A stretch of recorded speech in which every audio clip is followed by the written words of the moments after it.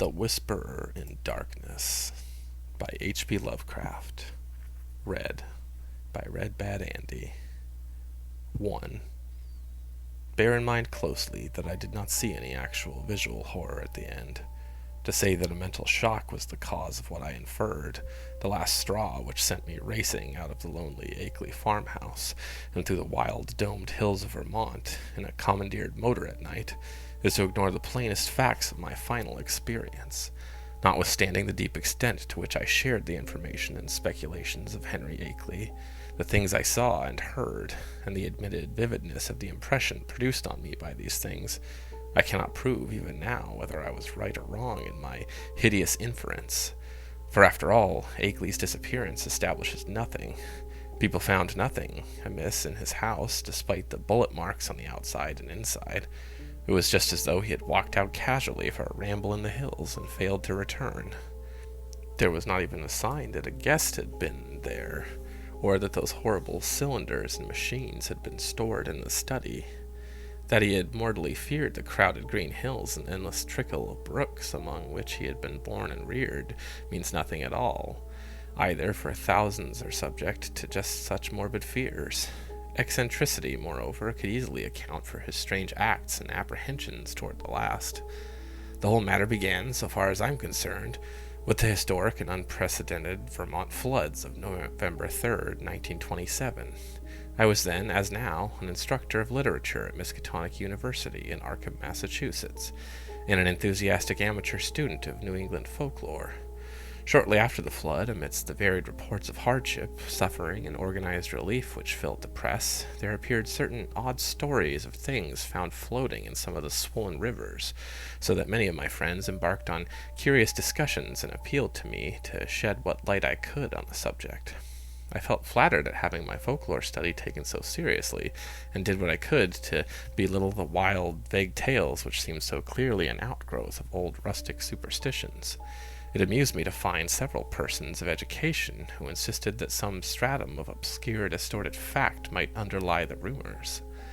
The tales thus brought to my notice came mostly through newspaper cuttings, though one yarn had an oral source and was repeated to a friend of mine in a letter from his mother in Hardwick, Vermont.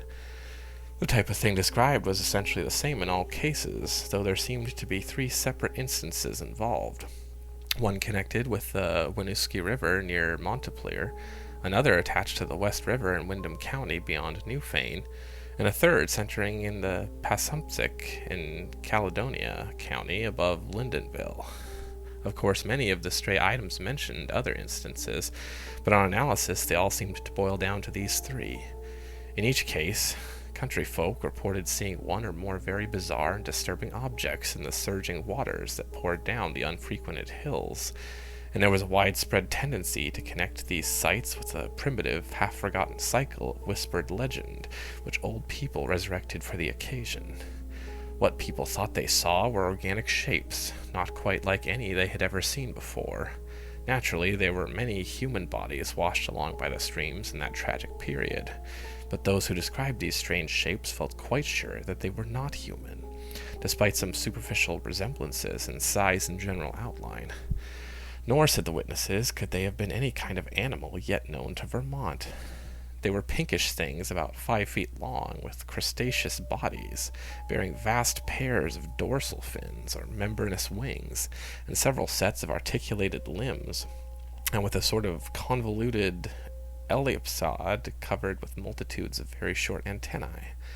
Where a head would ordinarily be, it was rarely remarked how closely the reports from different sources tended to coincide, though the wonder was lessened by the fact that the old legends shared at one time throughout the hill country furnished a morbidly vivid picture which might well have colored the imaginations of all the witnesses concerned.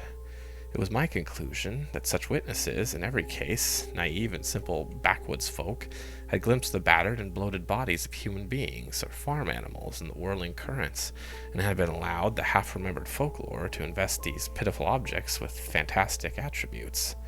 The ancient folklore, while cloudy, evasive, and largely forgotten by the present generation, was of a highly singular character, and obviously reflected the influence of still earlier Indian tales. I knew it well, though I had never been in Vermont. though the exceedingly rare monograph of Eli Davenport, which embraces material orally obtained prior to 1839 among the oldest people of the state. The material, moreover, closely coincided with tales which I had personally heard from the elderly rustics in the mountains of New Hampshire. Briefly summarized, it hinted at a hidden race of monstrous beings which lurked somewhere among the remoter hills and the deep woods of the highest peaks, and of the dark valleys where streams trickle from unknown sources. These beings were seldom glimpsed, but evidence of their presence were reported by those who had ventured farther than usual up the slopes of certain mountains, or into certain deep, steep-sided gorges that even the wolves shunned.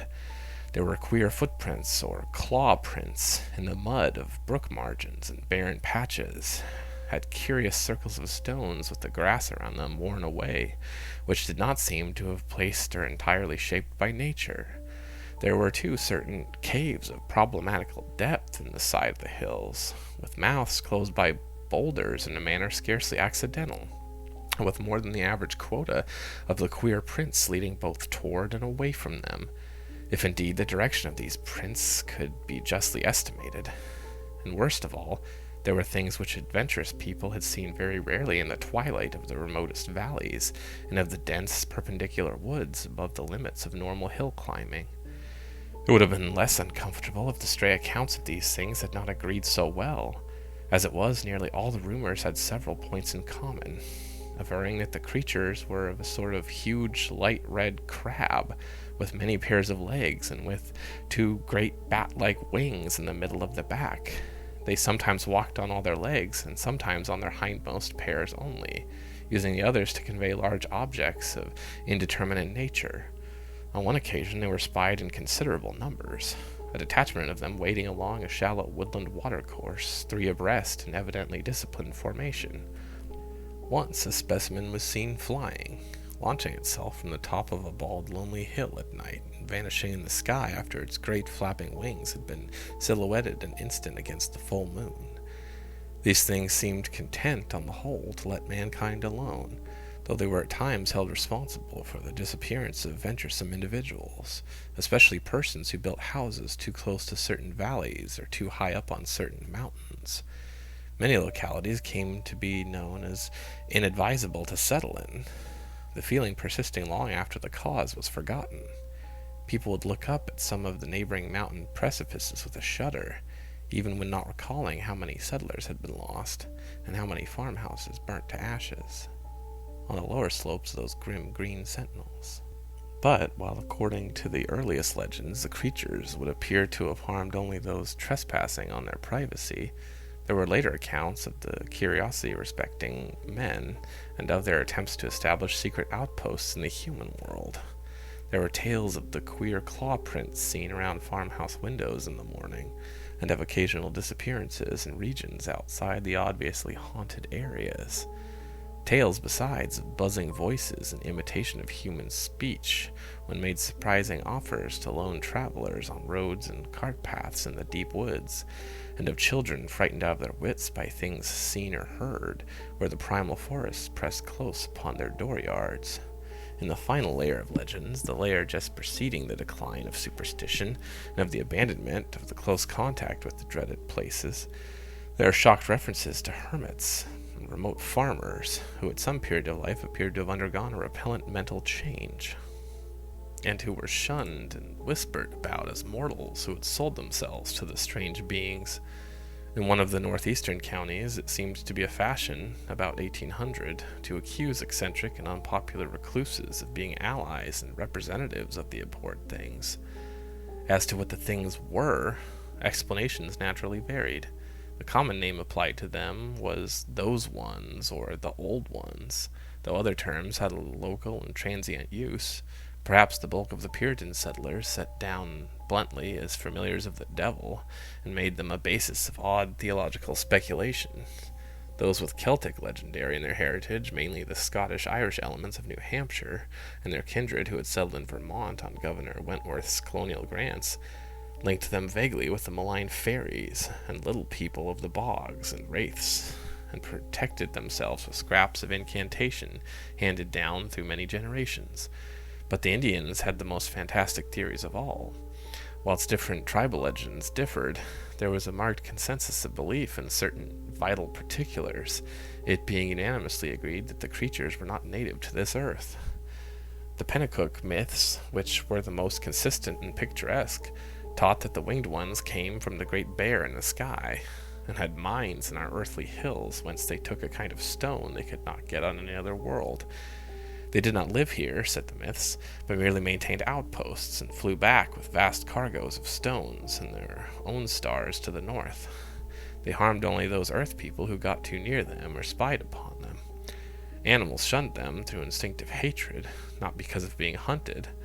They could not eat the things and animals of earth, but brought their own food from the stars.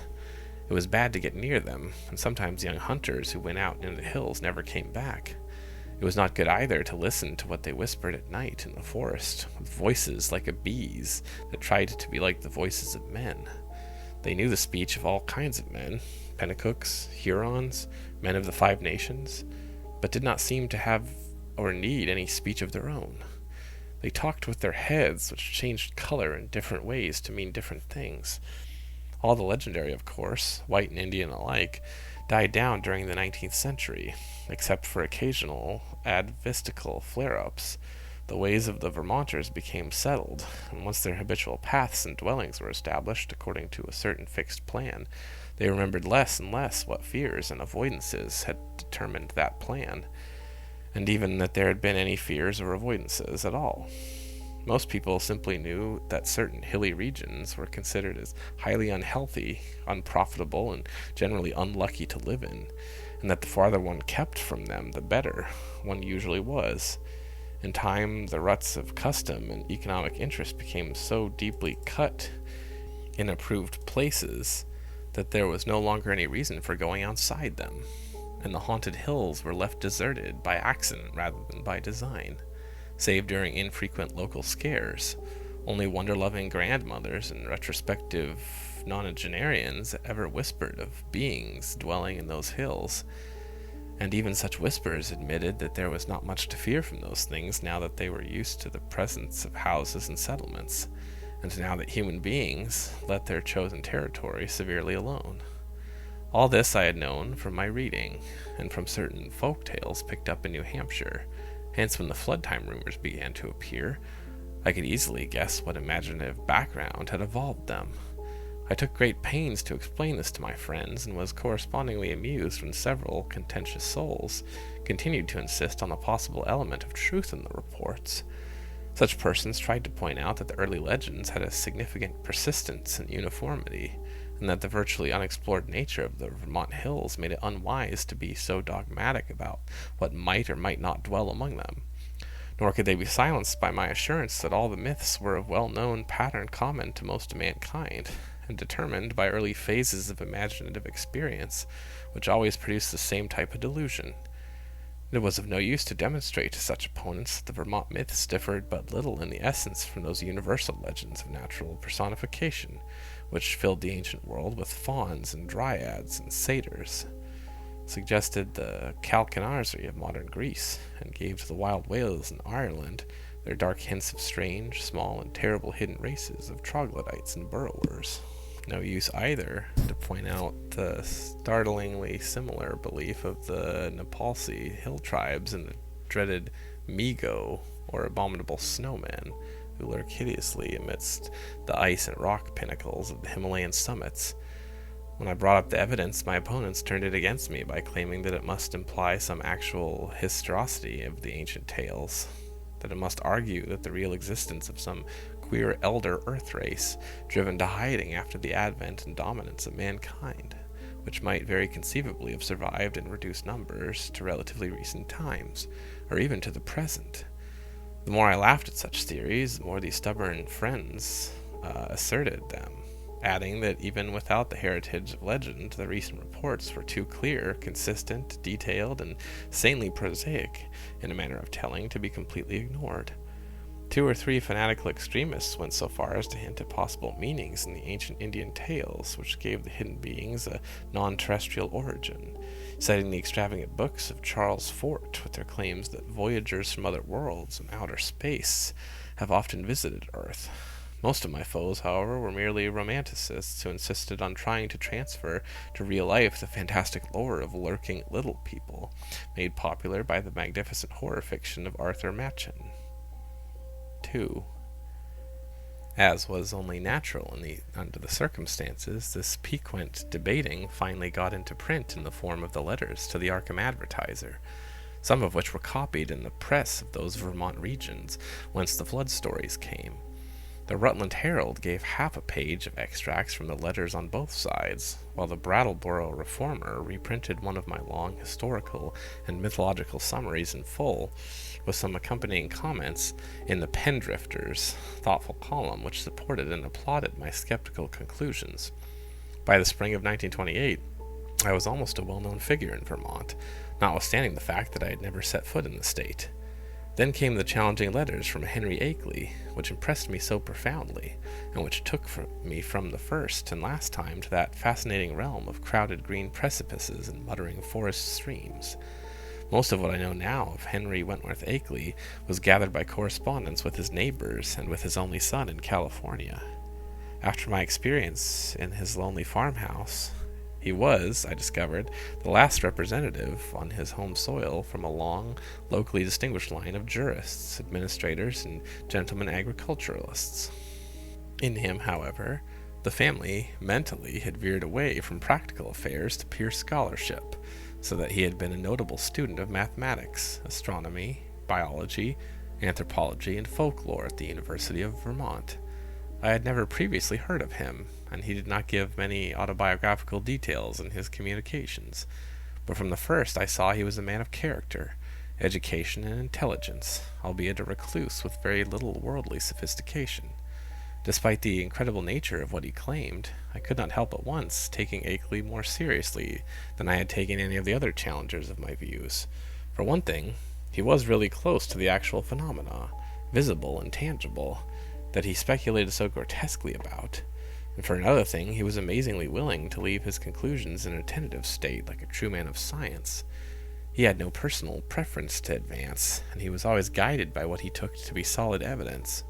Of course, I began by considering him mistaken, but gave him credit for being intelligently mistaken, and at no time did I emulate some of his friends in attributing his ideas and his fear of the lonely green hills to insanity.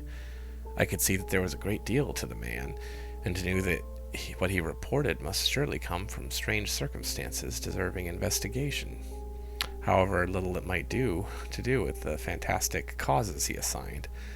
Later on I received from him certain material proofs which placed the matter on a somewhat different and bewilderingly bizarre basis. I cannot do better than transcribe in full, so far as is possible, the long letter in which Akeley introduced himself, and which formed such an important landmark in my own intellectual history. It is no longer in my possession, but my memory holds almost every word, and the portentous message, and again I affirm my confidence in the sanity of the man who wrote it. Here is the text, a text which reached me in the cramped, archaic-looking scrawl of one who had obviously not mingled much in the world during his sedate and scholarly life. RFD number 2, Townshend Windham Co., Vermont, May 5th, 1928. Albert N. Wilmarth, Esquire, 118 Saltonstall Street, Arkham, Mass. My dear Sir, I have read with great interest the Brattleboro Reformer's reprint, April 23rd, 28, of your letter and the recent stories of strange bodies seen floating in our flooded streams last fall, and on the curious folklore they so well agree with. It is easy to see why an outlander would take the position you take, and even why Pendrifter agrees with you. That is the attitude generally taken by educated persons both in and out of Vermont, and was my own attitude as a young man. I am now 57. Before my studies, both general and in Davenport's book, led me to do some exploring in parts of the hills hereabouts, not usually visited. I was directed toward such studies by the queer old tales I used to hear from the elderly farmers, of the more ignorant sort, but now I wish I had let the whole matter alone. I might say with all proper modesty that the subject of anthropology and folklore is by no means strange to me. I took a good deal of it at college, and am familiar with most of the standard authorities such as Tyler, Lubbock, Fraser, Quaitphage, Murray, Osborne, Keith, Boyle, G. Eliot Smith, and so on. It is no news to me that tales of hidden races are as old as mankind. I have seen the reprints of letters from you and those arguing with you in the Rutland Herald, and guess I know about where your controversy stands at the present time. What I desire to say now is that I am afraid your adversaries are nearer right than yourself, even though all reason seems to be on your side. They are nearer right than they realize themselves. For of course, they go only by theory and cannot know what I know. If I knew as little on the matter as they, I would not feel justified in believing as they do. I would be wholly on your side. You can see that I am having a hard time getting to the point, probably because I really dread getting to that point. But the upshot of the matter is that I have certain evidence that monstrous things do indeed live in the woods and the high hills which nobody visits. I have not seen any of the things floating in the rivers as reported, but I have seen things like them, under circumstances I dread to repeat. I have seen footprints, and of late have seen them nearer my own home. I live in the old Ackley place south of Townshed Village, on the side of Dark Mountain. Then I dare tell you now, and I have overheard voices in the woods at certain points that I will not even begin to describe on paper. At one place I heard them so much that I took a phonograph there, with a dictaphone attachment and a wax blank, and I shall try to arrange to have you hear the record I got. I have run it on the machine for some of the old people up here, and one of the voices had nearly scared them paralyzed by reason of its likeness to a certain voice, that buzzing sound in the woods which Davenport mentions, that their grandmothers have told about and mimicked for them. I know what most people think of a man who tells about hearing voices, but before you draw conclusions, just listen to this record, and ask some of the older backwoods people what they think of it. If you can account for it normally, very well, but there must be something behind it. Ex nihilo nihil fit, you know. Now my object in writing you is not to start an argument, but to give you information which I think a man of your tastes will find deeply interesting. This is private. Publicly I am on your side, for certain things show me that it does not do for people to know too much about these matters. My own studies are now wholly private, and I would not think of saying anything to attract people's attention, and cause them to visit the places I have explored. It is true, terribly true, that there are non-human creatures watching us all the time, with spies among us gathering information. It is from a wretched man who, if he was sane, as I think he was one of those spies, that I got a large part of my clues to the matter. He later killed himself, but I have reason to think that there are others now. These things come from another planet, being able to live in interstellar space and fly through it on clumsy, powerful wings, which have a way of resisting the ether, but which are too poor at steering to be of much use in helping them about on Earth. I will tell you about this later if you do not dismiss me at once as a madman. They come here to get metals from mines that go deeper under the hills, and I think I know where they have come from. They will not hurt us if we let them alone, but no one can say what will happen if we get too curious about them. Of course, a good army of men could wipe out their mining colony. That is what they are afraid of. But if that happened, more would come from outside, any number of them. They could easily conquer the earth, but have not tried so far because they have not needed to. They would rather leave things as they are to save the bother. I think they mean to get rid of me because of what I have discovered. There is a great black stone with unknown hieroglyphs half worn away which I found in the woods on Round Hill, east of here, and after I took it home, everything became different. If they think I suspect too much, they will either kill me or take me off the earth where they come from. They like to take away men of learning once in a while to keep informed on the state of things in the human world.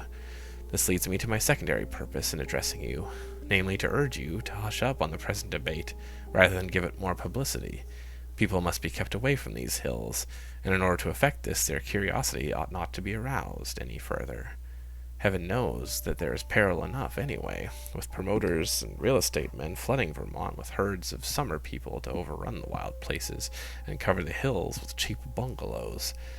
I shall welcome further communication with you, and shall try to send you that phonograph record in black stone, which is so worn that photographs don't show much, by express if you are willing. I say try because I think these creatures have a way of tampering with things around here. There is a sullen, furtive fellow named Brown on a farm near the village, who I think is their spy. Little by little they are trying to cut me off from the world because I know too much about their world. They have the most amazing way of finding out what I do. You may not even get this letter. I think I shall have to leave this part of the country and go to live with my son in San Diego, California, if things get any worse.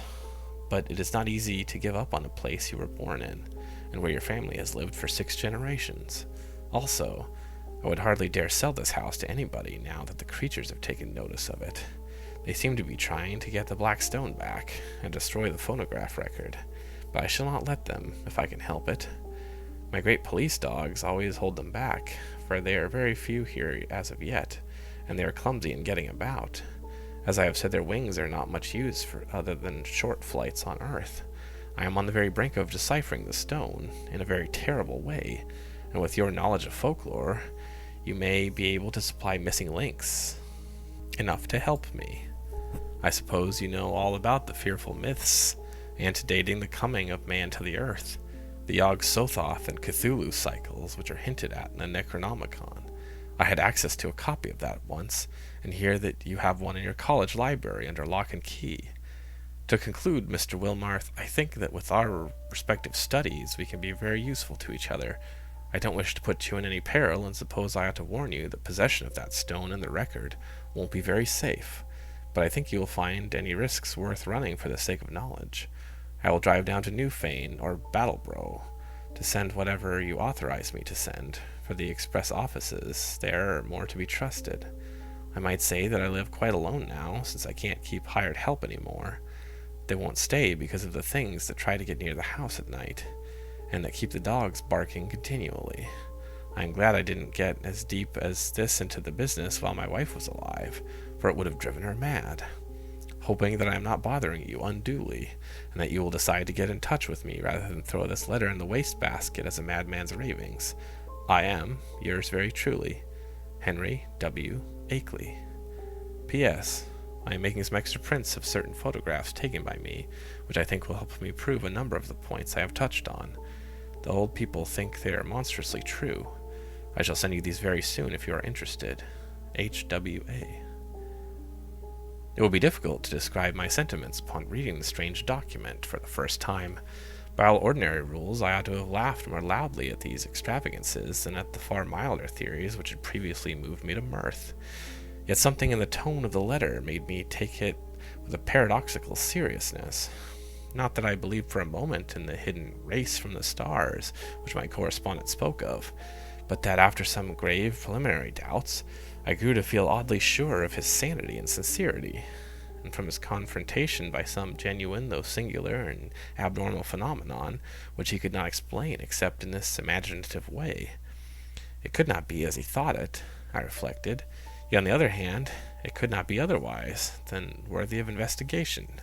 The man seemed unduly excited and alarmed about something, but it was hard to think that all cause was lacking. He was so specific and logical in certain ways, and after all his yarn did fit so perplexingly well with some of the old myths, and even the wildest Indian legends. That he had really overheard disturbing voices in the hills, had really found the black stone he spoke about, was wholly possible, despite the crazy inferences he had made. Inferences probably suggested by the man who had claimed to be a spy of the outer beings, and had later killed himself. It was easy to deduce that this man must have been wholly insane, but that he probably had a streak of perverse outward logic which made the naive Akeley, already prepared for such things by his folklore studies, believe his tale. As for the latest developments, it appeared from his inability to keep hired help that Akeley's humbler rustic neighbors were as convinced as he was that his house was besieged by the uncanny things at night. The dogs really barked, too. And then the matter of the phonograph record, which I could not believe he had obtained in the way he had said. It must mean something, whether animal noises deceptively like human speech, or the speech of some hidden night-haunting human being decayed to a state not much above that of lower animals. From this my thoughts went back to the black hieroglyphic stone, and to speculations upon which it might mean. Then, too, what of the photographs which Akeley said he would send, and which the old people had found so convincingly terrible? As I reread the cramped handwriting, I felt, as never before, that my credulous opponents might have more on their side than I had conceded. After all, there might be some queer and perhaps hereditary misshapen outcasts in those shunned hills. even though no such race of star-born monsters as folklore claimed. And if there was, then the presence of strange bodies in the flooded streams would not be wholly beyond belief. Was it too presumptuous to suppose that both the old legends and the recent reports had this much of reality behind them? But even as I harbored these doubts, I felt ashamed that so fantastic a piece of bizarrerie as Henry Akeley's wild letter had brought them up. In the end, I answered Akeley's letter, adopting a tone of friendly interest and soliciting further particulars.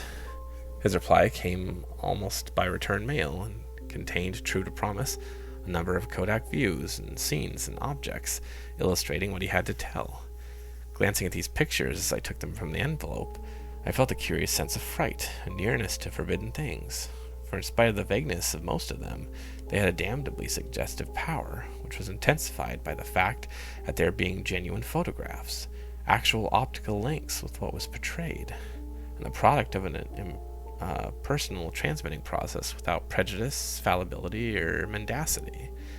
The more I looked at them, the more I saw that my serious estimate of Akeley and his story had not been unjustified. Certainly these pictures carried conclusive evidence of something in the Vermont hills, which was at least vastly outside the radius of our common knowledge and belief. The worst thing of all was the footprint, a view taken where the sun shone on a mud patch somewhere in a deserted upland. There was no cheaply counterfeited thing.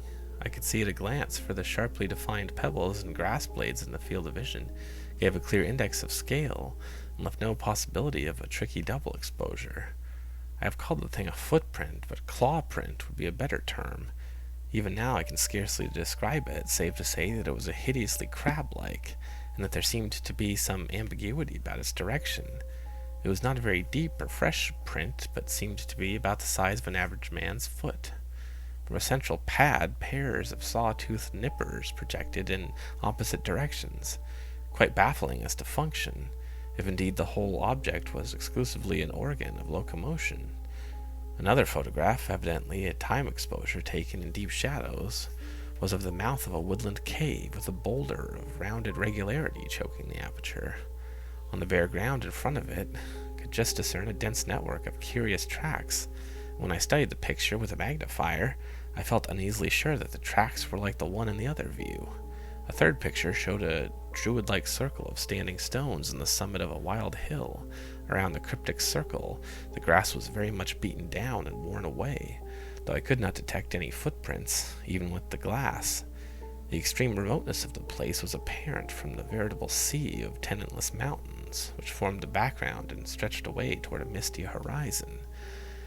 But in the most disturbing of all the views was that of the footprint. The most curiously suggestive was that of the great black stone found in the Round Hill woods. Akeley had photographed it on what was evidently a study table, for I could see rows of books and a bust of Milton in the background. The thing, as nearly as one might guess, had faced the camera vertically with a somewhat irregularly carved surface of 1 by 2 feet. But to say anything definite about that surface or about the general shape of the whole mass almost defies the power of language. What outlandish geometrical principles had guided its cutting? For artificially cut it surely was. I could not even begin to guess, and never before had I seen anything which struck me as so strangely and unmistakably alien to this world. Of the hieroglyphs on the surface I could discern very few, but one or two that I did see gave me rather a shock. Of course they might be fraudulent, for others besides myself had read the monstrous and abhorred Necronomicon of the mad Arab Abdul al-Hazred, but it nevertheless made me shiver to recognize certain ideographs, which study had taught me to link with the most blood-curdling and blasphemous whispers of things that had a kind of mad half-existence before Earth and the other inner worlds of the solar system were made. Of the 5 remaining pictures, 3 were of a swamp and hill scenes which seemed to bear traces of hidden and unwholesome tenancy. Another was of a queer mark in the ground very near Akeley's house, which he said he had photographed the morning after a night on which the dogs had barked more violently than usual.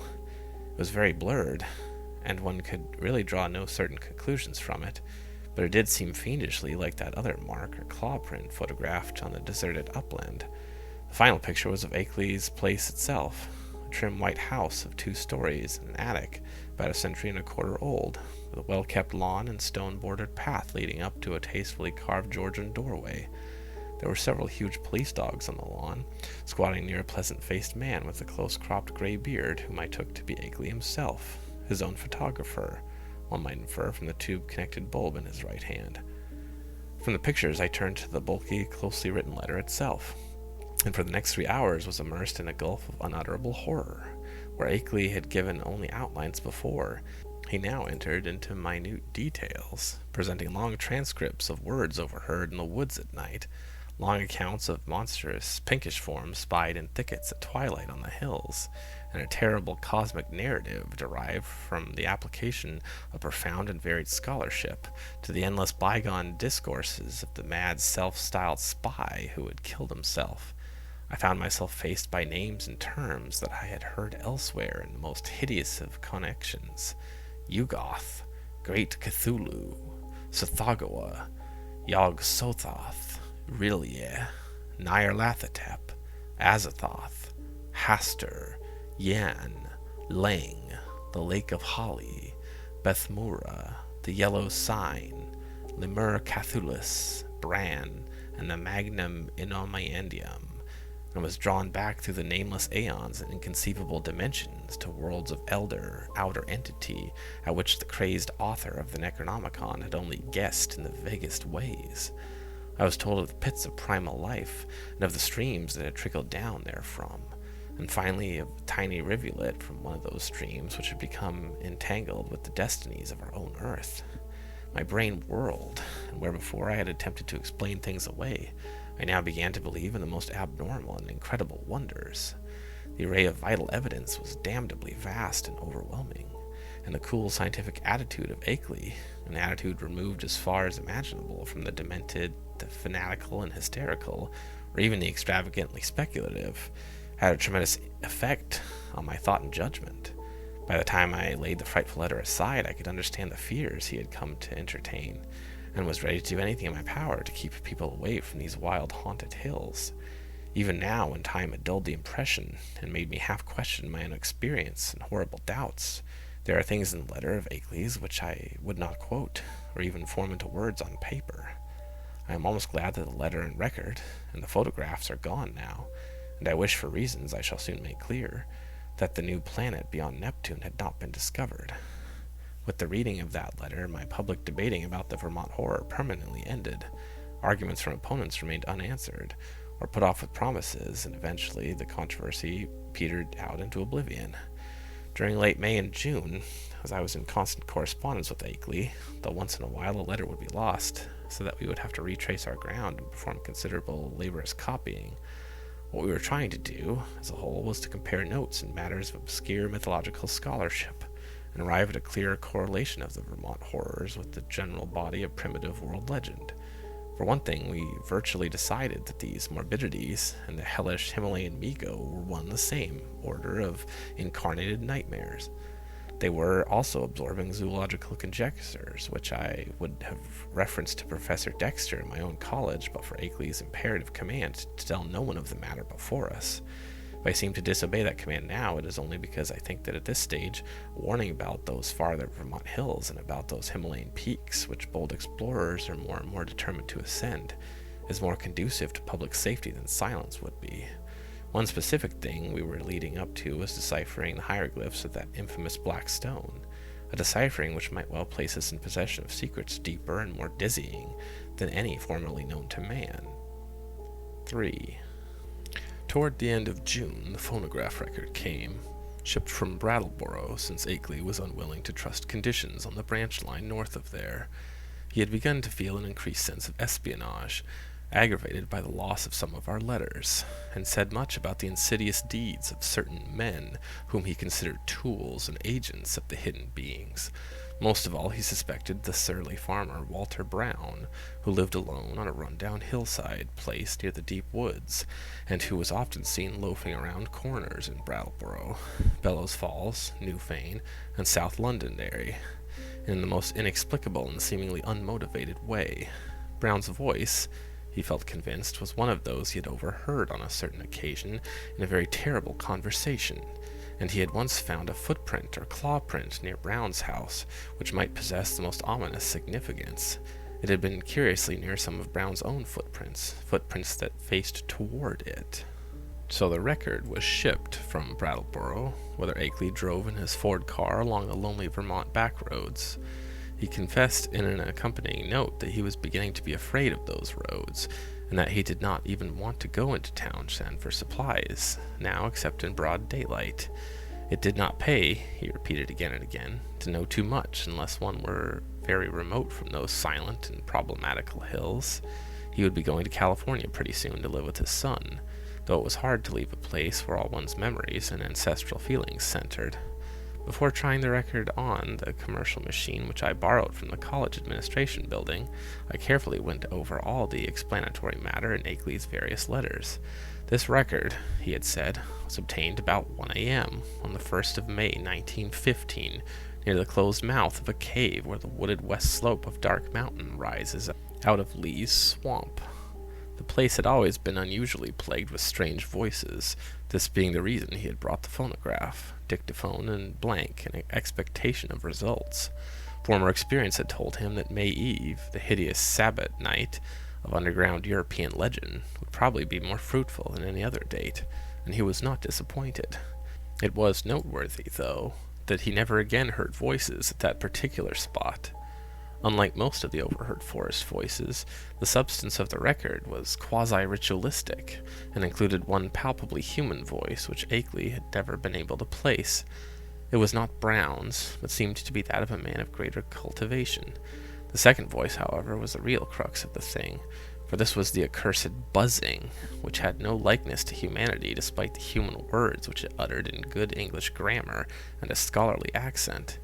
The recording phonograph and dictaphone had not worked uniformly well, and had, of course, been at a great disadvantage because of the remote and muffled nature of the overheard ritual, so that the actual speech secured was very fragmentary. Akeley had given me a transcript of what he believed the spoken words to be, and I glanced through this again as I prepared the machine for action.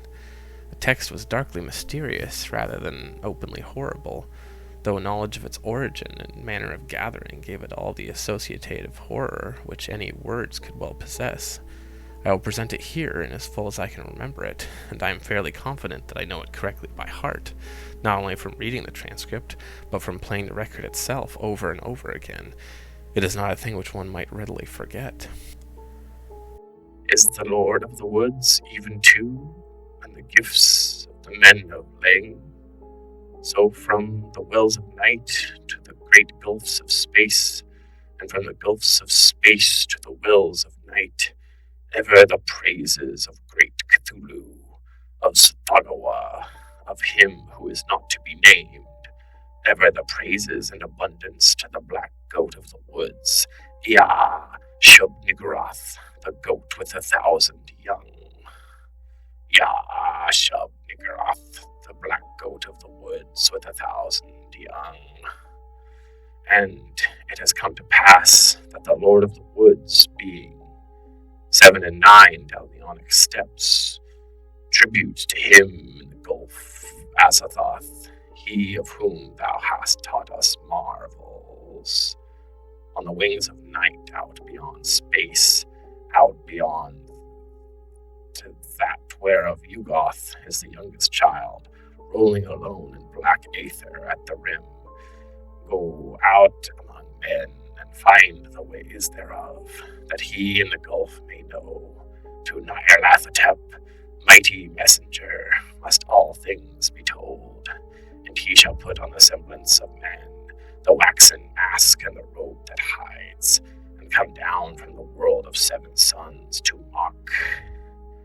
Nyarlathotep, great messenger, bringer of strange joy to Yugoth through the void, father of the 1,000,000 favored ones, stalker among... Such were the words for which I was to listen when I started the phonograph. It was with a trace of genuine dread and reluctance that I pressed the lever and heard the preliminary scratching of the sapphire point, and I was glad that the first faint fragmentary words were in a human voice, a mellow, educated voice which seemed vaguely Bostonian in accent, and which was certainly not that of any native of the Vermont hills. And as I listened to the tantalizingly feeble rendering, I seemed to find the speech identical with Akeley's carefully prepared transcript. On it chanted in that mellow Bostonian voice, "Yah, Shub Niggurath, the goat with 1,000 young." And then I heard the other voice. To this hour I shudder retrospectively when I think of how it struck me, prepared though I was by Akeley's accounts. Those to whom I have since described the record profess to find nothing but cheap impostures or madness in it. But could they have heard the accursed thing itself, or read the bulk of Akeley's correspondence, especially that terrible and encyclopedic second letter, I know they would think differently. It is, after all, a tremendous pity that I did not disobey Akeley and play the record for others. A tremendous pity, too, that all of his letters were lost to me. With my first-hand impression of the actual sounds, and with my knowledge of the background and surrounding circumstances, the voice was a monstrous thing. It swiftly followed the human voice in ritualistic response, but in my imagination it was a morbid echo, winging its ways across unimaginable abysses from unimaginable outer hells. It is more than 2 years now since I last ran off that blasphemous waxen cylinder, but at that moment, and at all other moments, I can still hear that feeble, fiendish buzzing as it reached me for the first time. Yah, Shub Niggurath, the black goat of the woods with 1,000 young. But though that voice is always in my ears, I have not yet been able to analyze it well enough for a graphic description. It was like the drone of some loathsome, gigantic insect, ponderously shaped into the articulate speech of an alien species. I am perfectly certain that the organs producing it can have no resemblance to the vocal organs of man, or indeed to those of any of the mammalia. There were singularities in timbre, range, and overtones, which placed the phenomenon wholly outside the sphere of humanity and earth life. Its sudden advent, that first time, almost stunned me. When I heard the rest of the record, through in a sort of abstracted daze. When the longer passage of buzzing came, there was a sharp intensification of that feeling of blasphemous infinity which had struck me during the shorter and earlier passage. At last the record ended abruptly during an unusually clear speech of the human and Bostonian voice, and I sat stupidly staring long after the machine had automatically stopped. I hardly need to say that I gave the shocking record many another playing, and that I made exhaustive attempts to analyze and comment in comparing notes with Akeley. It would be both useless and disturbing to repeat here all that we concluded, but I may hint that we had agreed in believing we had secured a clue to the source of some of the most repulsive primordial customs in the cryptic elder religions of mankind. It seemed plain to us also that there were ancient and elaborate alliances between the hidden outer creatures and certain members of the human race. How extensive those alliances were, and how their state today might compare with their state in earlier ages, we had no means of guessing. Yet at best there was room for a limitless amount of horrified speculation. There seemed to be an awful, immemorial linkage in several definite stages betwixt man and nameless infinity. The blasphemies which appeared on Earth, it was hinted, came from the dark planet Yugoth at the rim of the solar system. But this was itself merely the populous outpost of a frightful interstellar race, whose ultimate source must lie far outside even the Einsteinian space-time continuum, or greatest known cosmos. Meanwhile, we continued to discuss the Black Stone, and the best way of getting it to Arkham, Akeley deeming it inadvisable to have me visit at the time for his nightmare studies. For some reason or other, Akeley was afraid to trust the thing to any ordinary or expected transportation route. His final idea was to take it across the county to Bellows Falls and ship it on the Boston and Maine system through Keene and Winchendon and Fitchburg, even though this would necessitate his driving along the somewhat lonelier and more forest-traversing hill roads than the main highway to Brattleboro. He said he had noticed a man around the express office at Brattleboro when he had sent the phonograph record, whose actions and expression had been far from reassuring. This man had seemed too anxious to talk with the clerks, and had taken the train on which the record was shipped. Akeley confessed that he had not felt strictly at ease about the record until he had heard from me on its safe receipt. About this time, the second week in July, another letter of mine went astray, as I learned through an anxious communication with Akeley. After that, he had told me to address him no more at Townshend, but to send all mail in care of the general delivery at Brattleboro, whether he would make frequent trips, either in his car or on the old motor coach line, which had lately replaced passenger service on the lagging branch railway. I could see that he was getting more and more anxious, for he went into much detail about the increased barking of the dogs on moonless nights, and about the fresh claw prints he sometimes found in the road and in the mud at the back of his farmyard when morning came. Once he told me about a veritable army of prints drawn up in a line facing an equally thick and resolute line of dog tracks, and sent a loathsomely disturbing Kodak picture to prove it. That he was after a night on which the dogs had outdone themselves in barking and howling. On the morning of Wednesday, July 18, I received a telegram from Bellows Falls, in which Akeley said he was expressing the Blackstone over the B&M on train number 5508, leaving Bellows Falls at 12:15 p.m. Standard Time, and due at the North Station in Boston at 4:12. It ought, I calculated, to get up to Arkham at least by next noon, and accordingly I stayed in all Thursday morning to receive it, but noon came and went without its advent. When I telephoned down the express office, I was informed that no shipment for me had arrived. My next act, performed amidst a growing alarm, was to give a long-distance call to the express agent at the Boston North Station, and I was scarcely surprised to learn that my consignment had not appeared. Train number 5508 had pulled in only 35 minutes late on the day before, but had contained no box addressed to me. The agent promised, however, to institute a searching inquiry, and I ended the day by sending Akeley a night letter outlining the situation. With commendable promptness, a report came from the Boston office on the following afternoon, the agent telephoning as soon as he learned the facts.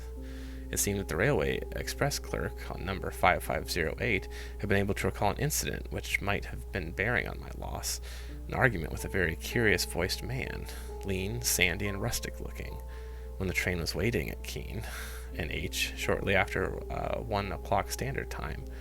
The man, he said, was greatly excited about a heavy box which he claimed to expect, but which was neither on the train nor entered in the company's books. He had given the name of Stanley Adams, and he had such a queerly thick droning voice that it made the clerk abnormally dizzy and sleepy to listen to him.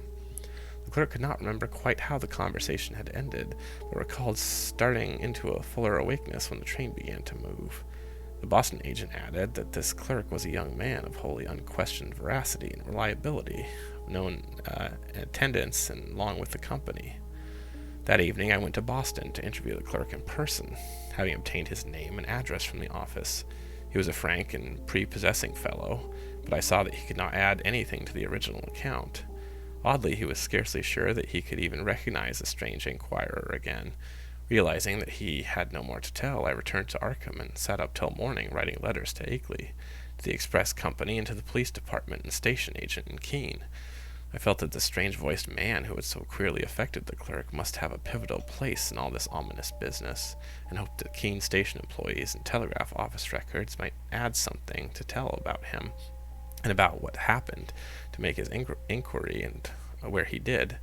I must admit, however, that all my investigations came to nothing.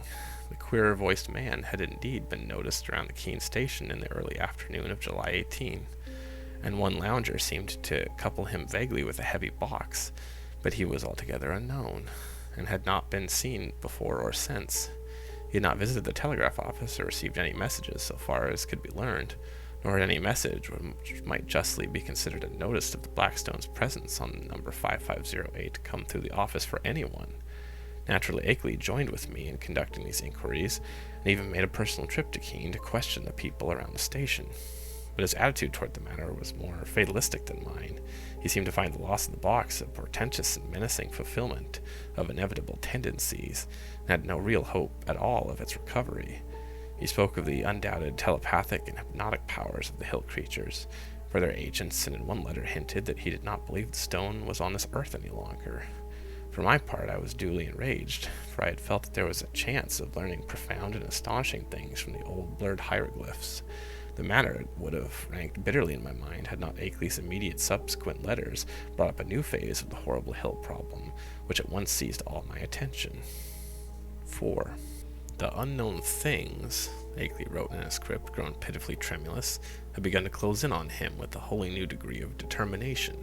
The nocturnal barkings of the dogs, whenever the moon was dim or absent, was hideous now, and there had been attempts to molest him on the lonely roads he had to traverse by day.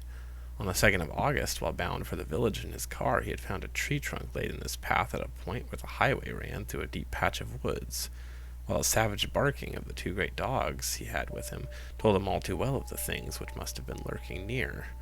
What would have happened had the dogs not been there, he did not dare guess, but he never went out now without at least 2 of his faithful and powerful pack. Other road experiences had occurred on August 5th and 6th, a shot grazing his car on one occasion, and the barking of the dogs telling of unholy woodland presence on the other. On August 15th, I received a frantic letter which disturbed me greatly, and which made me wish Akeley could put aside his lonely reticence and call in the aid of the law. There had been frightful happenings on the night of the 12th and 13th, bullets flying outside the farmhouse, and 3 of the 12 great dogs had been found shot dead in the morning. There were myriads of claw prints in the road, with human prints of Walter Brown among them. Akeley had started to telephone to Brattleboro for more dogs, but the wire had gone dead before he had a chance to say much. Later he went to Brattleboro in his car to learn there that the lineman had found the new main telephone cable neatly cut at a point which ran through the deserted hills north of Newfane. But he was about to start home with 4 fine new dogs and several cases of ammunition for his big game repeating rifle. The letter was written at the post office in Brattleboro and came through to me without delay. My attitude toward the matter was by this time quickly slipping from a scientific to an alarmingly personal one. I was afraid for Akeley in his remote, lonely farmhouse, and half afraid for myself, because of my now definite connection with this strange hill problem. The thing was reaching out, so would it suck me in and engulf me? In replying to this letter, I urged him to seek help, and hinted that I might take action myself if he did not. I spoke of visiting Vermont in person, in spite of his wishes, and of helping him explain the situation to the proper authorities. In return, however, I received only a telegram from Bellows Falls, which read thus: "Appreciate your position, but can do nothing. Take no action yourself, for it could only harm both. Wait for explanation. Henry Akeley." But the affair was steadily deepening.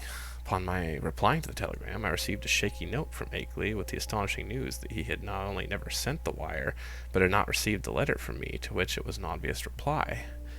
Hasty inquiries by him at Bellows Falls had brought out that the message was deposited by a strange sandy-haired man with a curious, thick, droning voice, though more than this he could not learn. The clerk showed him the original text as scrawled in pencil by the sender, but the handwriting was wholly unfamiliar. It was noticeable that the signature was misspelled, Akeley, without the second E. Certain conjectures were inevitable, but amidst the obvious crisis he did not stop to elaborate upon them. He spoke of the death of more dogs, and the purchase of still others, and the exchange of gunfire which had become a settled feature each moonless night. Brown's prints and the prints of at least 1 or 2 more shod human figures were now found regularly among the claw prints in the road at the back of the farmyard. It was, Akeley admitted, a pretty bad business, and before long he would probably have to go live with his California son, whether or not he could sell the old place or not. But it was not easy to leave the only spot one could really think of as home. He must try to hang on a little longer. Perhaps he would scare off the intruders, especially if he openly gave up all the further attempts to penetrate their secrets. Writing Akeley at once, I renewed my offers of aid, and spoke again of visiting him and helping him convince the authorities of his dire peril. In his reply, he seemed less set against that plan than his past attitude would have led one to predict, but said he would like to hold off a little while longer, long enough to get his things in order, to reconcile himself to the idea of leaving an almost morbidly cherished birthplace. People looked at the studies and speculations, and it would be better to get quietly off without setting the countryside in a turmoil and creating widespread doubts of his own sanity. He had enough, he admitted, but he wanted to make a dignified exit if he could. This letter reached me on the 28th of August, and I prepared and mailed as encouraging a reply as I could. Apparently the encouragement had effect, for Akeley had fewer terrors to report than he acknowledged my note. He was not very optimistic, though, and expressed the belief that it was only the full moon season which was holding the creatures off. He hoped there would not be many densely clouded nights, and talked vaguely of boarding the Brattleboro when the moon waned. Again I wrote him encouragingly, but on September 5th there came a fresh communication. which had obviously crossed my letter in the mails, and to this I could not give any such hopeful response. In view of its importance, I believe I had better give it in full, as best I can from memory, of the shaky script. It ran subsequently as follows. Monday. Dear Wilmarth, a rather discouraging P.S. to my last. Last night was thickly cloudy, though no rain, and not a bit of moonlight got through. Things were pretty bad, and I think the end is getting near. In spite of all we had hoped, after midnight, something landed on the roof near the house, and the dogs all rushed to see what it was.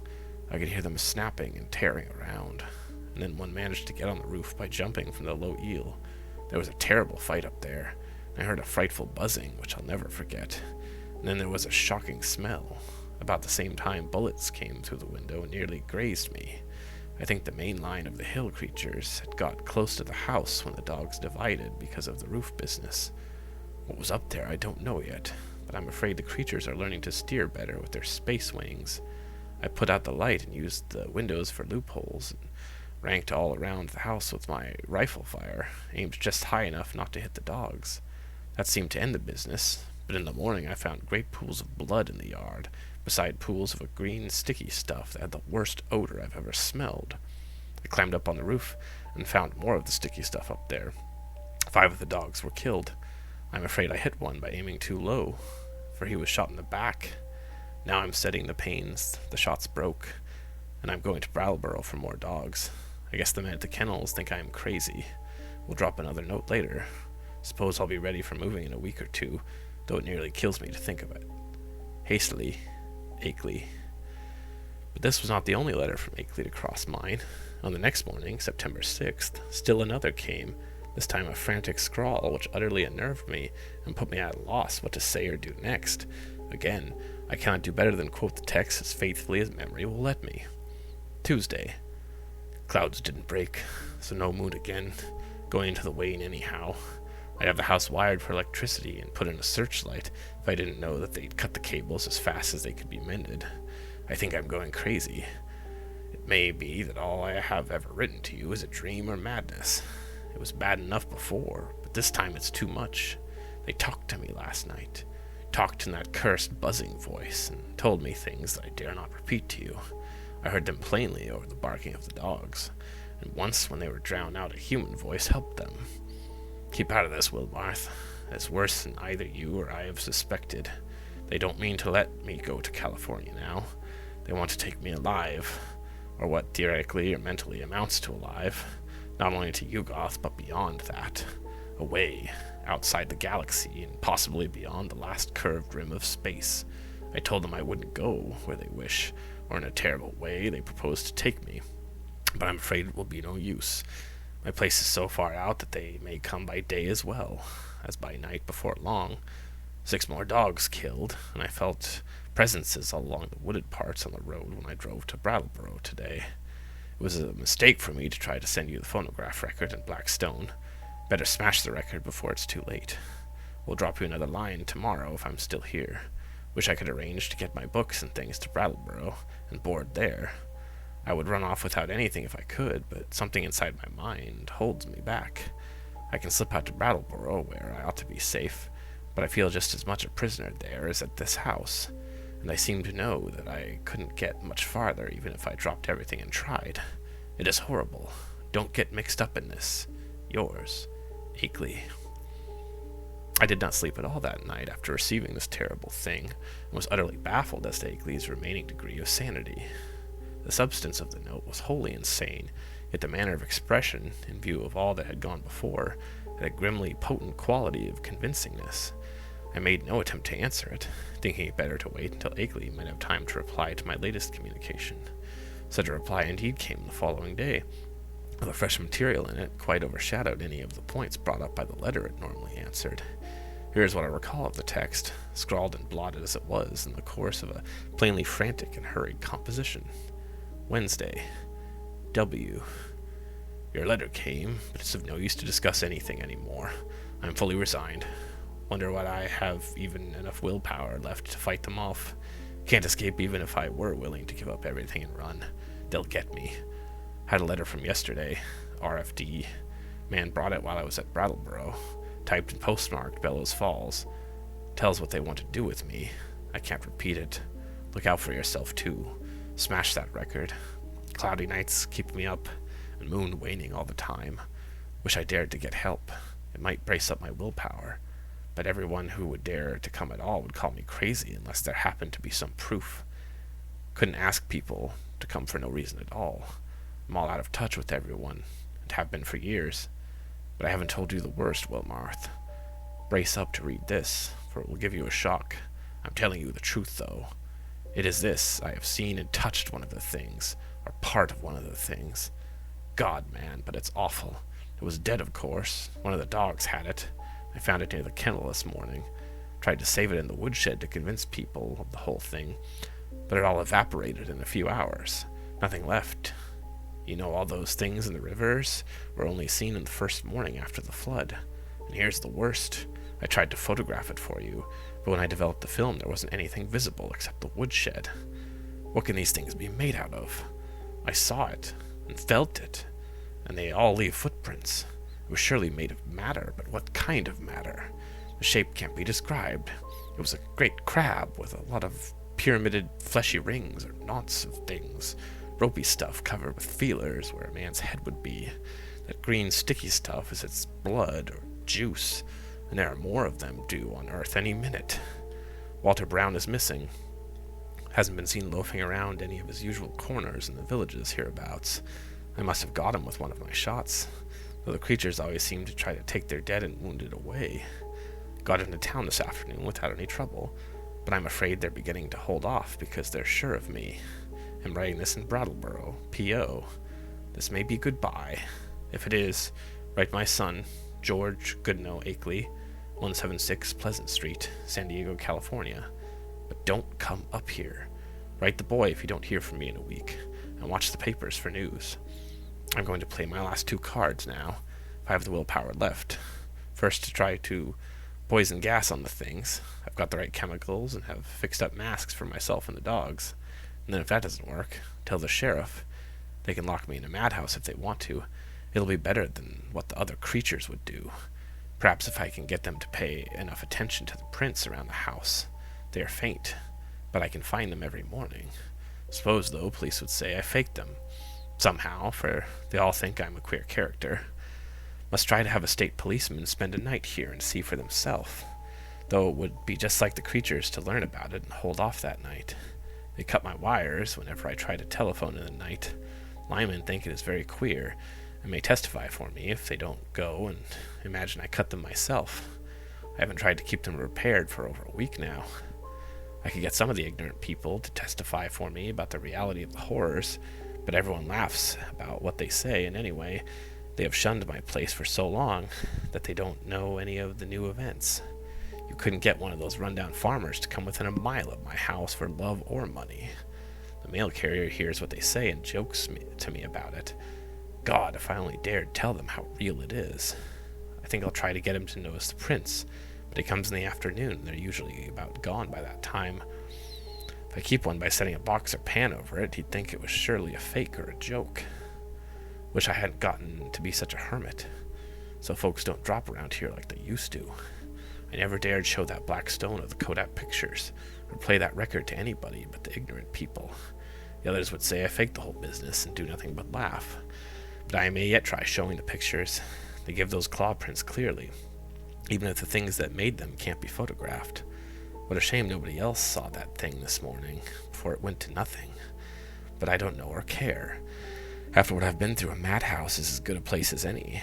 The doctors can help me make up my mind to get away from this house, and that is all that will save me. Write my son George if you don't hear soon. Goodbye, and smash that record. Don't mix up in this. Yours, Akeley. The letter, frankly, plunged me into the blackest of terror. I did not know what to say in answer, but scratched off some incoherent words of advice and encouragement, and sent them by registered mail.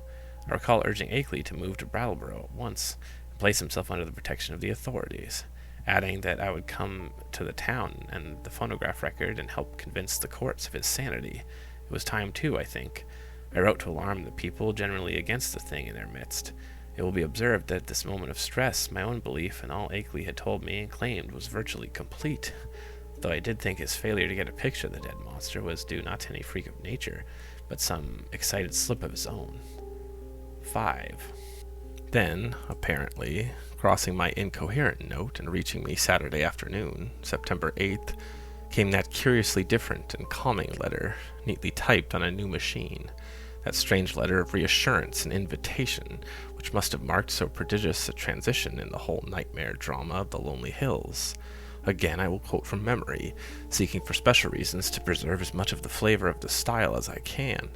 It was postmarked Bellows Falls, and the signature as well as the body of the letter was typed, as is frequent with beginners in typing.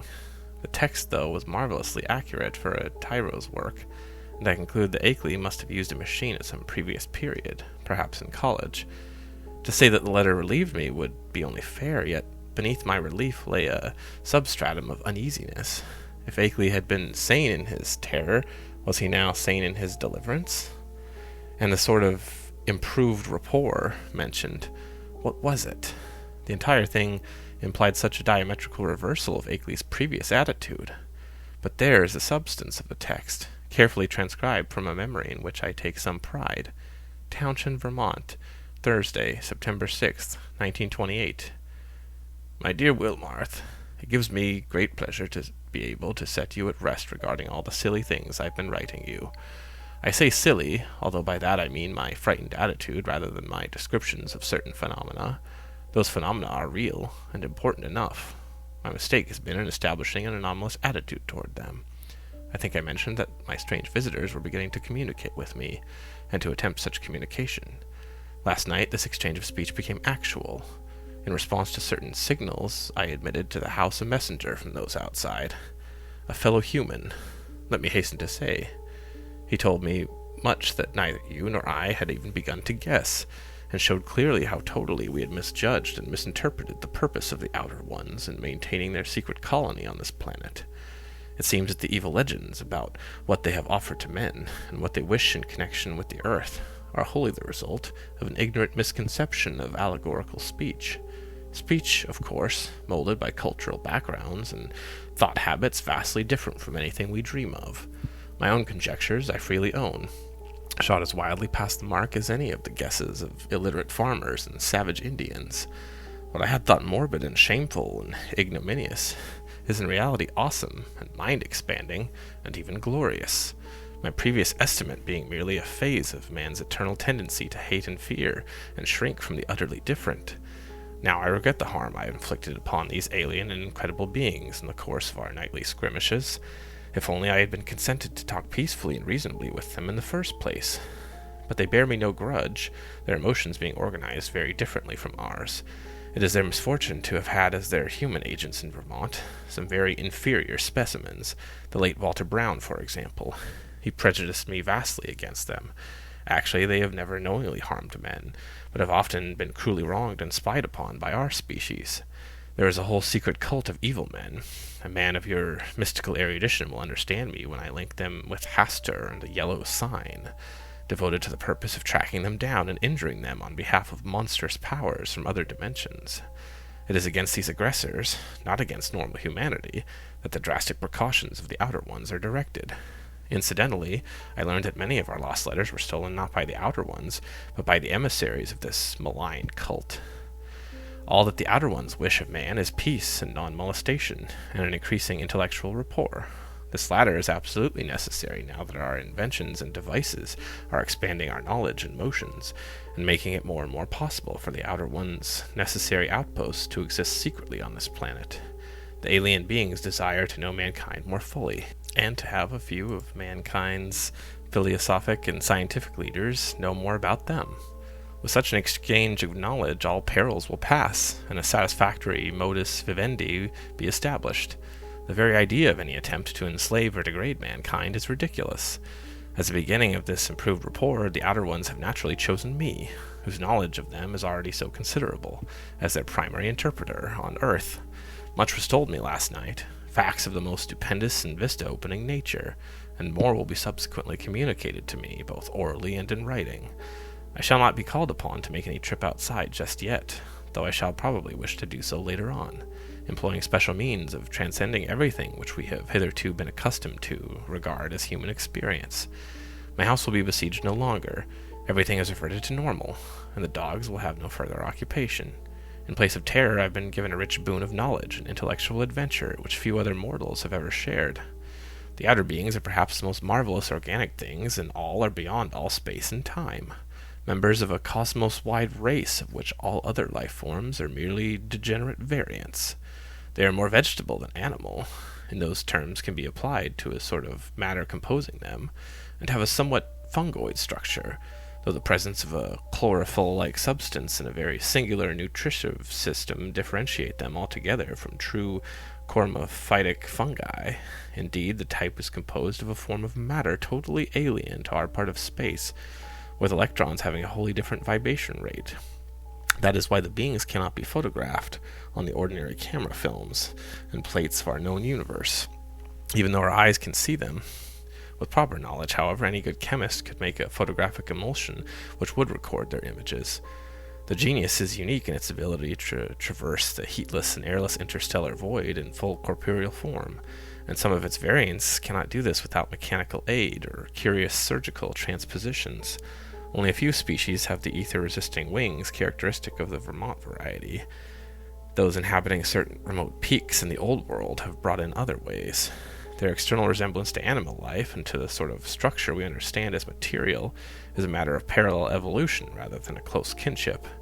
Their brain capacity exceeds that of any other surviving life form, although the wing types of our hill country are by no means the most highly developed.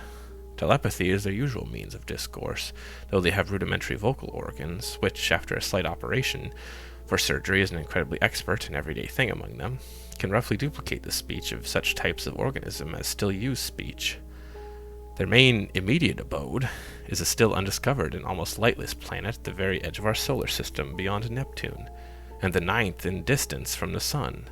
It is, as we have inferred, the object mysteriously hinted at as Yugoth in certain ancient and forbidden writings, and it will soon be the scene of a strange focusing thought upon our world in an effort to facilitate mental rapport.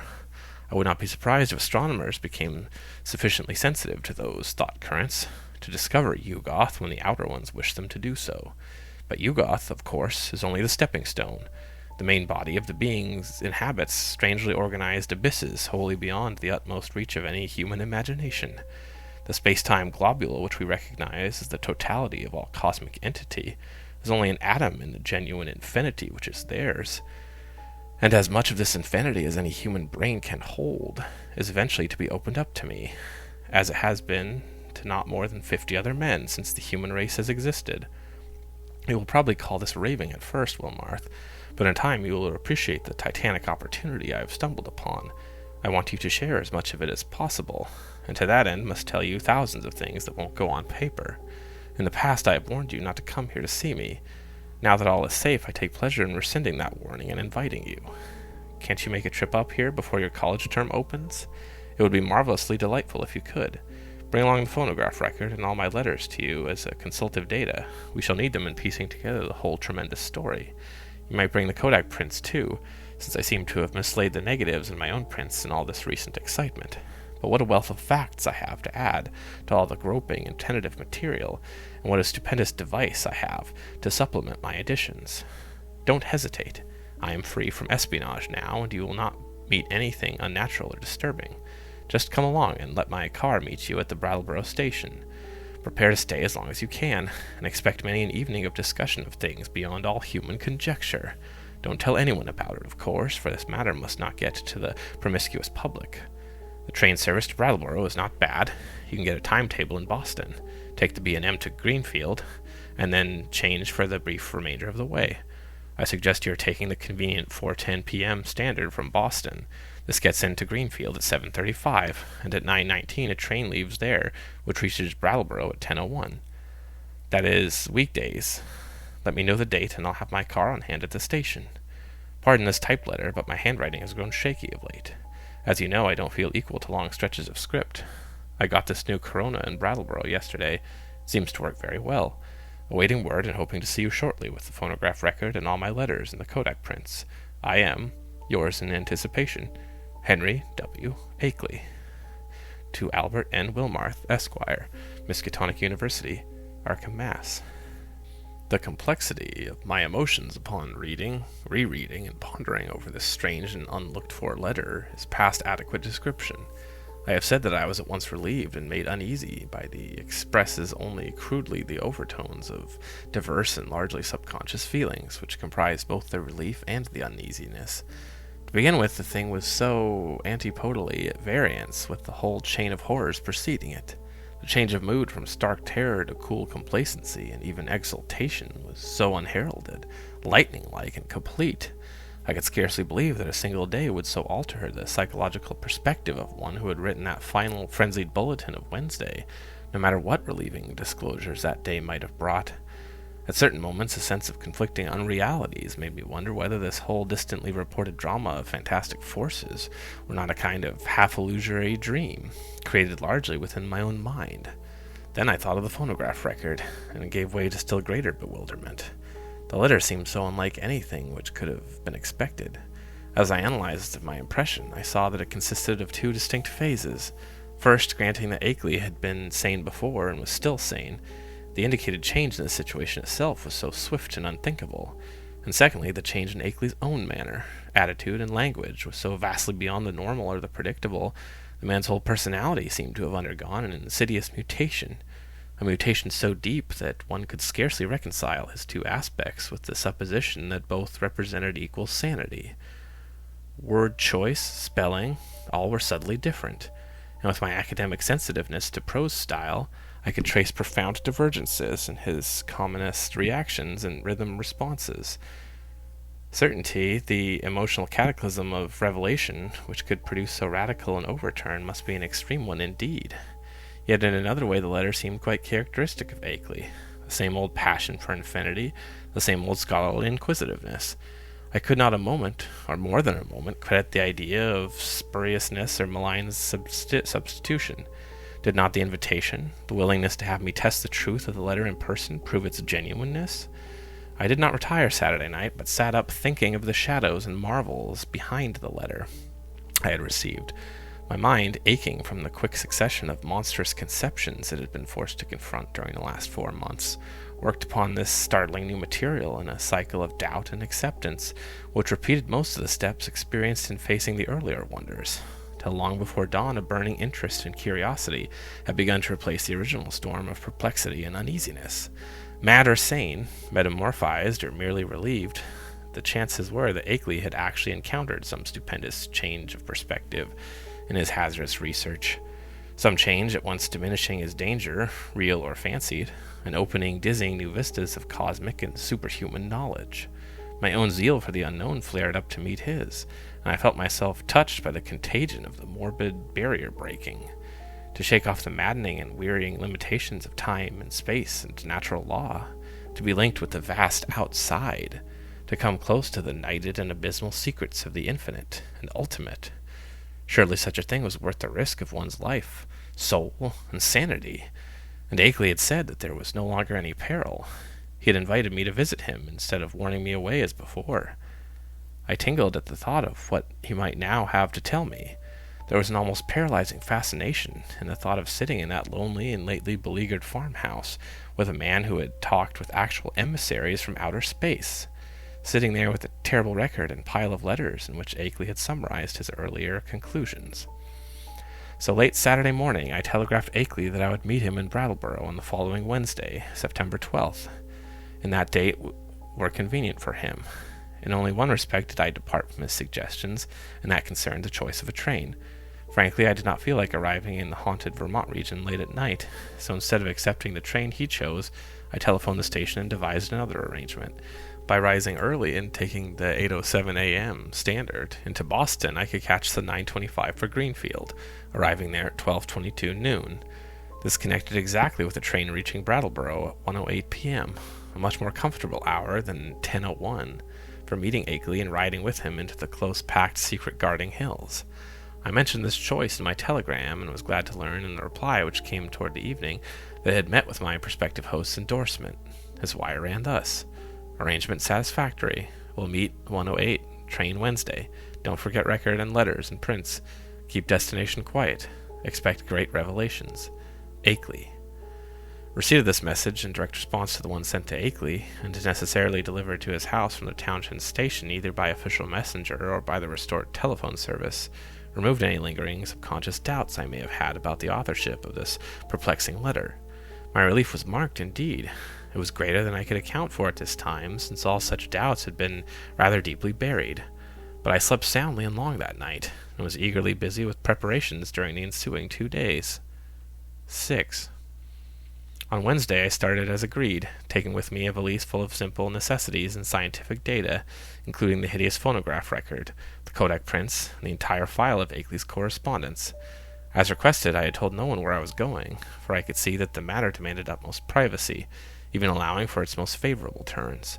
The thought of actual mental contact with aliens, outside entities, was stupefying enough to my trained and somewhat prepared mind. And this being so, what might one think of its effect on the vast masses of uninformed laymen? I do not know whether dread or adventurous expectancy was utmost in me, as I changed trains in Boston and began the long westward run out familiar regions into those I knew less thoroughly. Waltham, Concord, Ayr, Fitchburg, Gardner, Athol.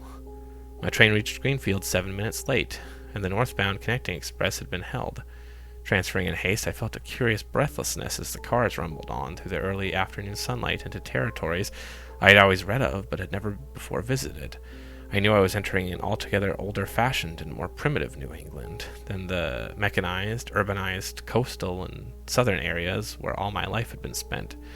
An unsoiled ancestral New England, without the foreigners and factory smoke, billboards and concrete roads of the sections which modernity had touched. There would be odd survivals of that continuous native life whose deep roots make it the one authentic outgrowth of the landscape. The continuous native life which keeps alive strange ancient memories and fertilizes the soil for shadowy, marvelous, and seldom mentioned beliefs. Now and then I saw the blue Connecticut River gleaming in the sun, and after leaving Northfield we crossed it. Ahead loomed green and cryptical hills, and when the conductor came around I learned that I was at last in Vermont. He told me to set my watch back an hour, since the northern hill country will have no dealings with the newfangled daylight savings time schemes. As I did so, it seemed to me that I was likewise turning the calendar back a century. The train kept close to the river, and across in New Hampshire I could see the approaching slope of steep Wantaquescent, about which singular old legends cluster. Then streets appeared on my left, and a green island showed in the stream on my right. People rose and filed to the door, and I followed them. The car stopped, and I alighted beneath the long train shed of the Brattleboro station. Looking over the line of waiting motors, I hesitated a moment to see which one might turn out to be the Akeley Ford, but my identity was divined before I could take the initiative. Yet it was clearly not Akeley himself who advanced to meet me with an outstretched hand and a mellowly phrased query as to whether I was indeed Mr. Albert N. Wilmarth of Arkham. The man bore no resemblance to the bearded, grizzled Akeley of the snapshot, but was a younger and more urban person, fashionably dressed and wearing only a small dark mustache. His cultivated voice held an odd and almost disturbing hint of vague familiarity, though I could not definitely place it in my memory. As I surveyed him, I heard him explaining that he was a friend of my prospective host's who had come down from Townshend in his stead. Akeley, he declared, had suffered a sudden attack of some asthmatic trouble, and did not feel equal to making a trip in the outdoor air. It was not serious, however, and there was no need to change any plans regarding my visit. I could not make it out just how much this Mr. Noyes, as he announced himself, knew of Akeley's researches and discoveries, though it seemed to me that his casual manner stamped him as a comparative outsider. Remembering what a hermit Akeley had been, I was a trifle surprised at the ready availability of such a friend, but did not let my puzzlement deter me from entering the motor to which he gestured me. It was not the small ancient car I had expected from Akeley's descriptions, but a large and immaculate specimen of recent pattern, apparently Noyes' own, and bearing Massachusetts license plates, with the amusing sacred codfish device of that year. My guide, I concluded, must be a summer transient in the Townshend region. Noyes climbed into the car beside me and started it at once. I was glad that he did not overflow with conversation, for some peculiar atmospheric tensity made me feel disinclined to talk. The town seemed very attractive in the afternoon sunlight as we swept up the incline and turned to the right into the main street. It drowsed like the older New England cities, which one remembers from boyhood, and something in the collation of roofs and steeples, and chimneys and brick walls formed contours touching deep viol strings of ancestral emotion. I could tell that I was at the gateway of a region half bewitched through the piling up of unbroken time accumulations, a region where old, strange things have had a chance to grow and linger because they have never been stirred up.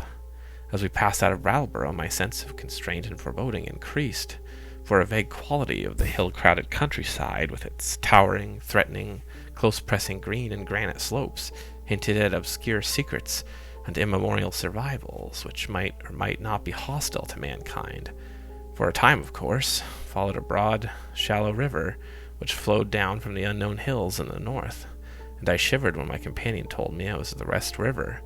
It was the stream I recalled from the newspaper items, the one that the morbid crab-like beings had been seen floating in after the floods. Gradually, the country around us grew wilder and more deserted.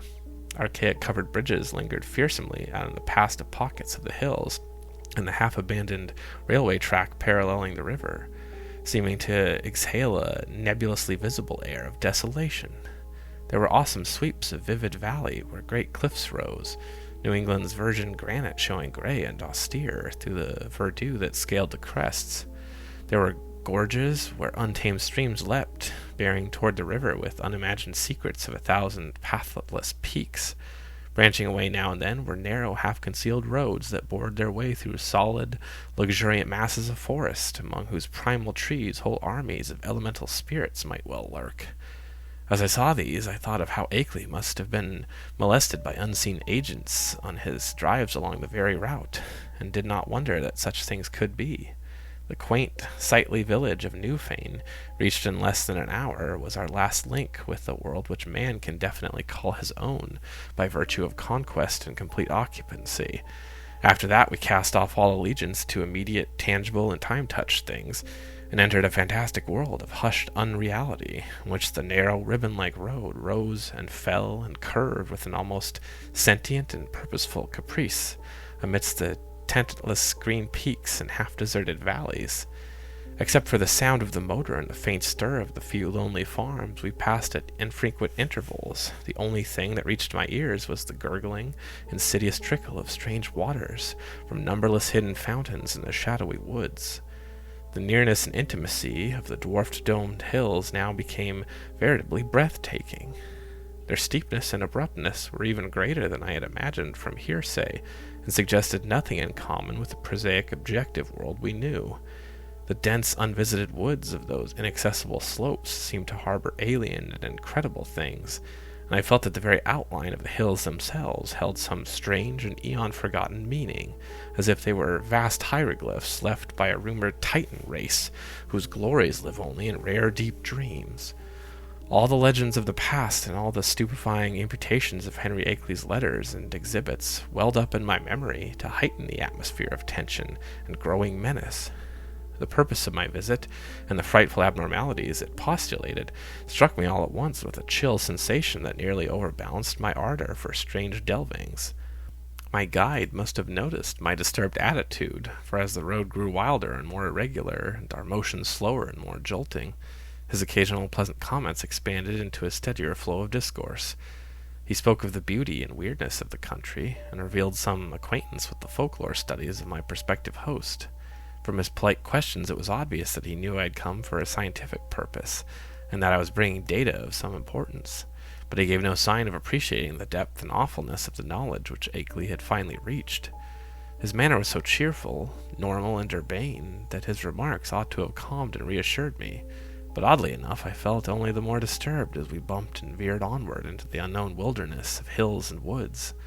At times it seemed as if he were pumping me to see what I knew of the monstrous secrets of the place, and with every fresh utterance that vague, teasing, baffling familiarity in his voice increased.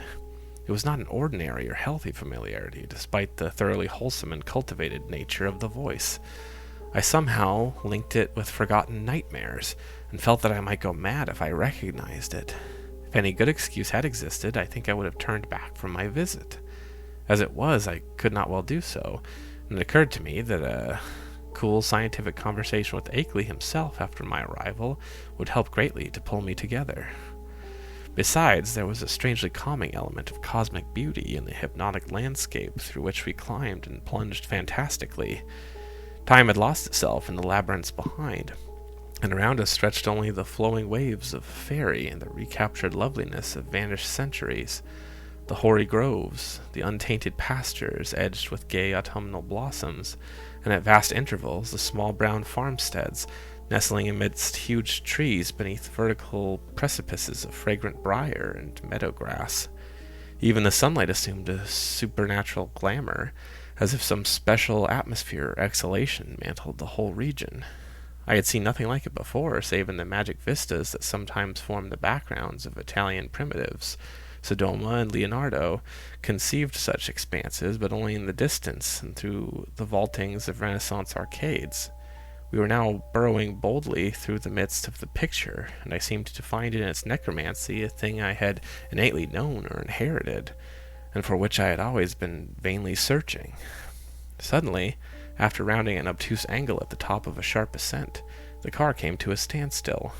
On my left, across a well-kept lawn, which stretched to the road and flaunted a border of whitewashed stones, rose a white 2.5-story house of unusual size and elegance for the region, with congeries of continuous arcade-linked barns, sheds, and windmill, behind and to the right. I recognized it at once from the snapshot I had received, and was not surprised to see the name of Henry Akeley on the galvanized iron mailbox near the road. For some distance back on the house, a level stretch of marshy and sparsely wooded land extended, beyond which soared a steep, thickly forested hillside, ending in a jagged, leafy crest. This later, I knew, was the summit of Dark Mountain, halfway up which we must have climbed already. Alighting from the car and taking my valise, Noyes asked me to wait while he went in and notified Akeley of my advent. He himself, he added, had important business elsewhere, and could not stop for more than a moment.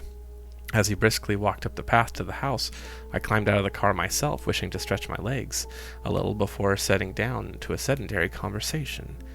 My feeling of nervousness and tension had risen to a maximum again, now that I was on the actual scene of the morbid beleaguering described so hauntingly in Akeley's letters, and I honestly dreaded the coming discussions which were to link with such alien and forbidden worlds.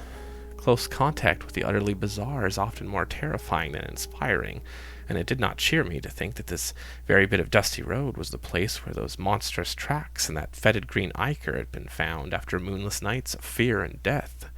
Idly, I noticed that none of Akeley's dogs seemed to be about. He had sold them all as soon as the outer ones made peace with him. Try as I might, I could not have the same confidence in the depths and sincerity of that peace which appeared in Akeley's final and queerly different letter. After all, he was a man of much simplicity, and with little worldly experience. Was there not perhaps some deep and more sinister undercurrent beneath the surface of the new alliance? Led by my thoughts, my eyes turned down to the powdery road surface, which had held such hideous testimonies.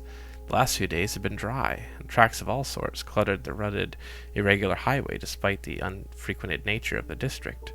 With a vague curiosity, I began to trace the outline of some of the heterogeneous impressions, trying meanwhile to curb the flights of macabre fantasy which the place and its memory suggested.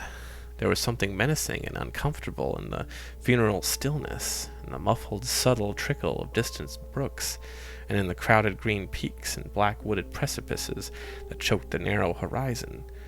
And then an image shot into my consciousness, which made those vague menaces and flights of fancy seem mild and insignificant indeed.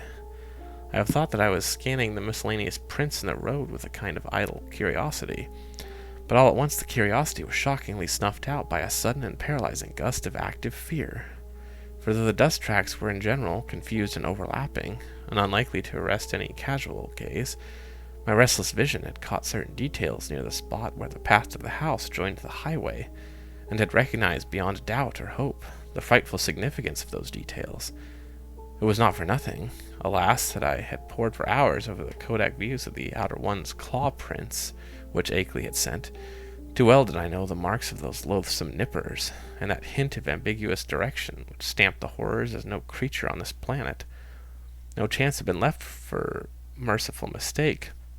Here indeed in objective form before my own eyes, and surely made not many hours before, or at least 3 marks, which stood out blasphemously among the surprising plethora of blurred footprints leading to and from the Agley farmhouse. They were the hellish tracks of the living fungi from Ugoth. I pulled myself together in time to stifle a scream.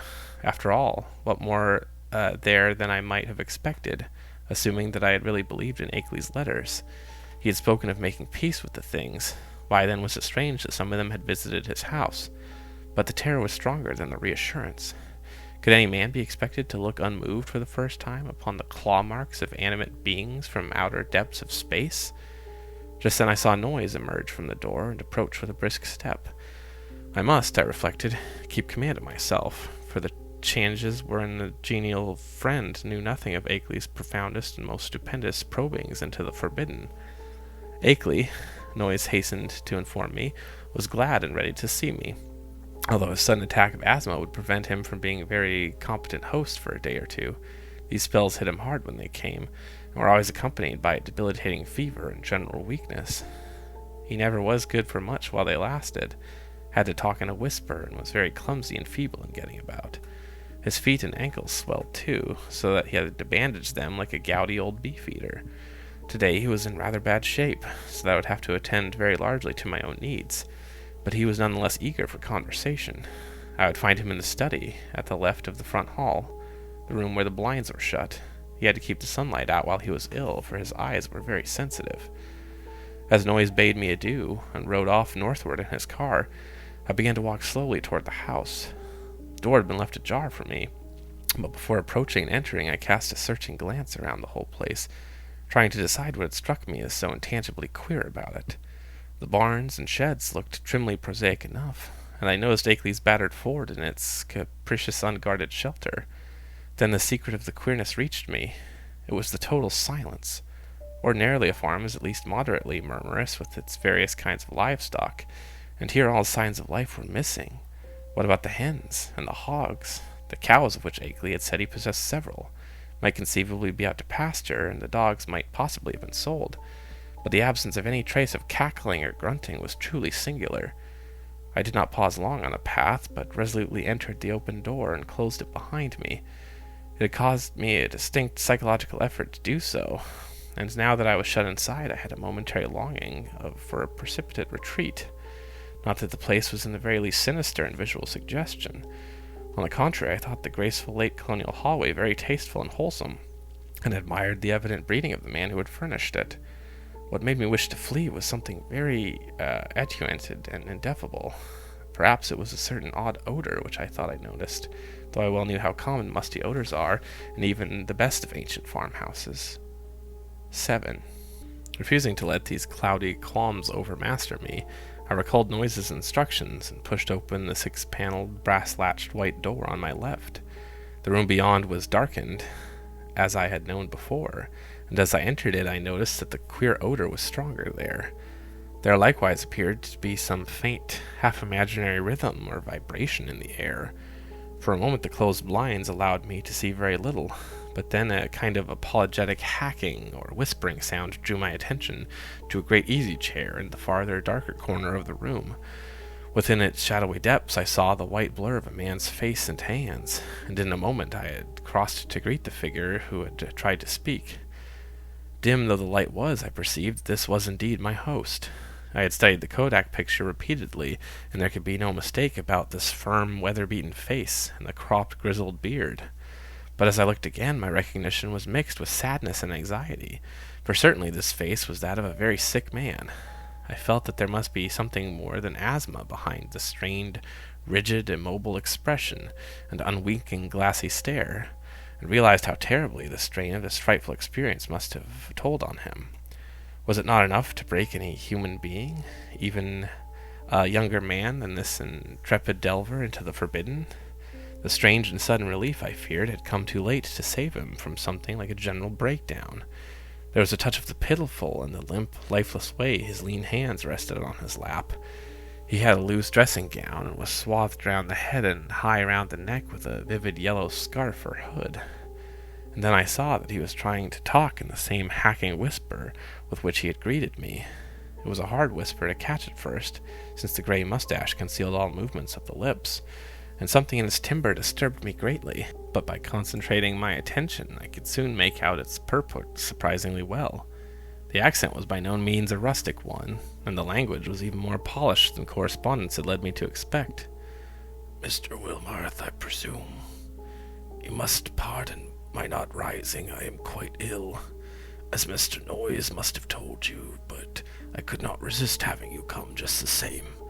You know what I wrote in my last letter. There is much to tell you tomorrow when I shall feel better. I can't say how glad I am to see you in person after all of our many letters. You have the file with you, of course, and the Kodak prints and record. Noyes put your valise in the hall. I suppose you saw it. For tonight I fear you'll have to wait on yourself to a great extent. Your room's upstairs, the one over this, and you'll see the bathroom door open and the head of the staircase. There's a meal spread for you in the dining room right now, through this door at the right, which you can take whenever you feel like it. I'll be a better host tomorrow, but just now weakness leaves me helpless. Make yourself at home. You might take out the letters and pictures and record, and just put them on the table here before you go upstairs with your bag. It is here that we shall discuss them. You can see my phonograph in that corner stand. No thanks. There's nothing you can do for me. I know these spells of old. Just come back for a little quiet visiting before night, and then go to bed when you please. I'll rest here, perhaps sleep here all night, as I often do. In the morning I'll be far better able to go into the things we must go into. You realize, of course, the utterly stupendous nature of the matter before us.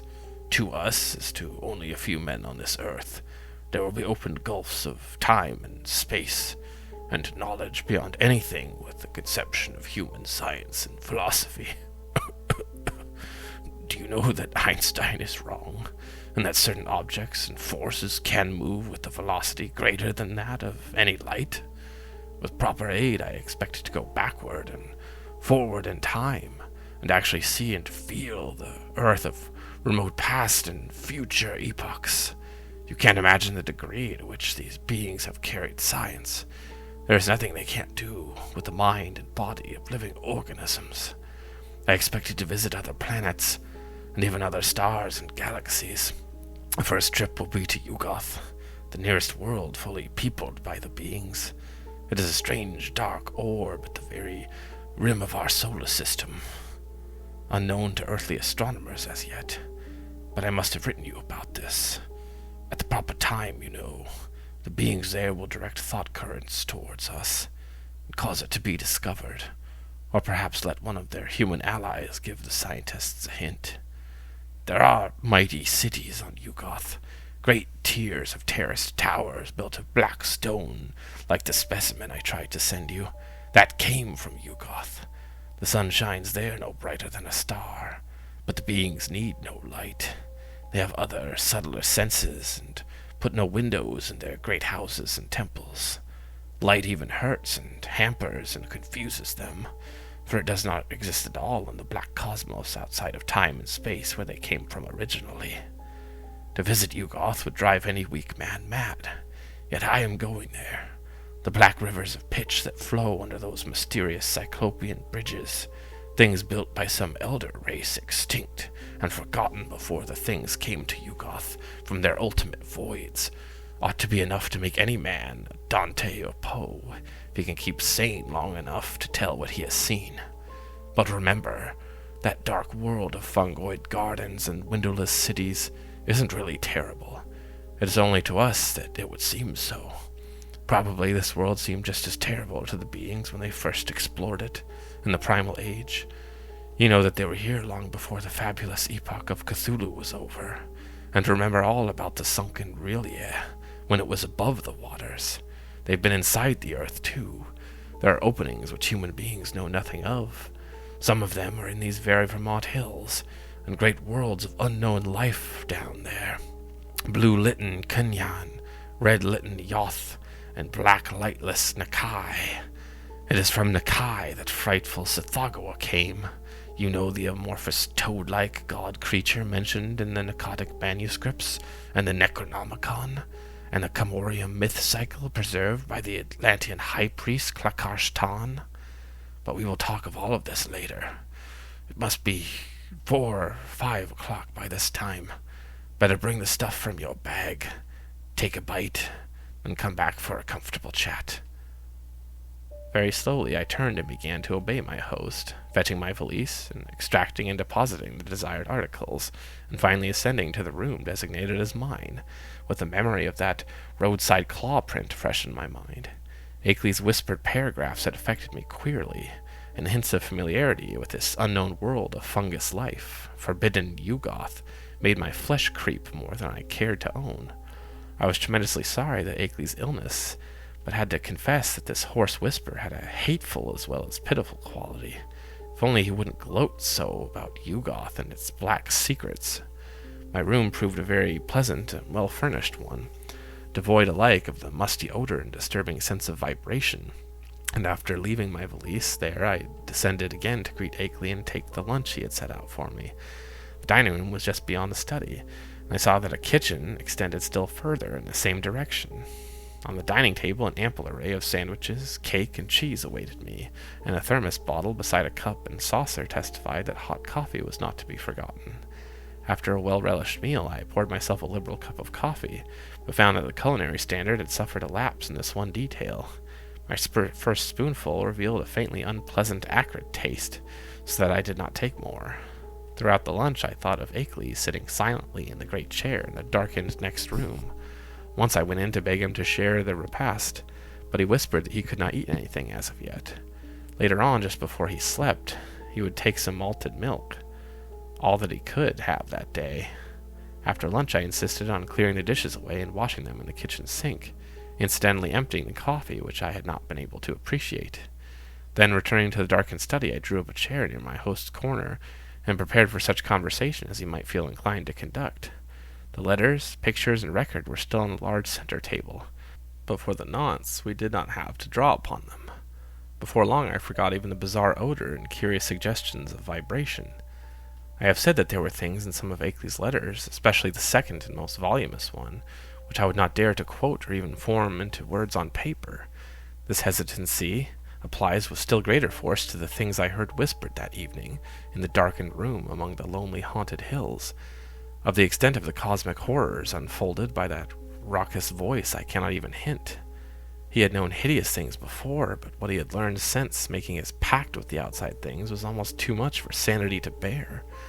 Even now I absolutely refuse to believe what he implied about the constitution of ultimate infinity, the juxtaposition of dimensions, and the frightful position of our own known cosmos of space and time in the unending chain of linked cosmos atoms which make up the immediate supercosmos of curves, angles, and material, semi-material electronic organization.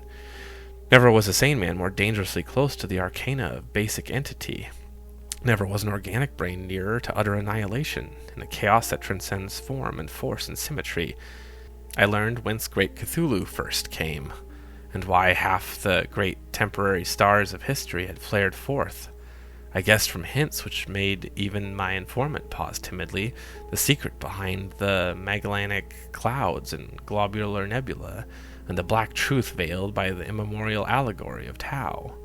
The nature of the doles had plainly revealed, and I was told the essence, though not the source, of the hounds of Tyndalos. The legend of Yig, father of serpents, remained figurative no longer, and I stared with loathing when told of the monstrous nuclear chaos beyond angled space, which the Necronomicon had mercifully cloaked under the name of Azathoth. It was shocking to have the foulest nightmares of secret myth cleared up in concrete terms, whose stark, morbid hatefulness exceeded the boldest hints of ancient and medieval mystics. Ineluctably, I was led to believe that the first whisperers of those accursed tales must have had discourse with Akeley's outer ones, and perhaps had visited outer cosmic realms as Akeley now proposed visiting them. I was told of the black stone, and what it implied, and was glad that it had not reached me. My guesses about those hieroglyphics had been all too correct, and yet Akeley now seemed reconciled to the whole fiendish system he had stumbled upon, reconciled and eager to probe further into the monstrous abyss. I wondered what beings he had talked with since his last letter to me, and whether many of them had been as human as the first emissary he had mentioned. The tension in my head grew insufferable, and built up all sorts of wild theories about the queer persistent odor and those insidious hints of vibration in the darkened room.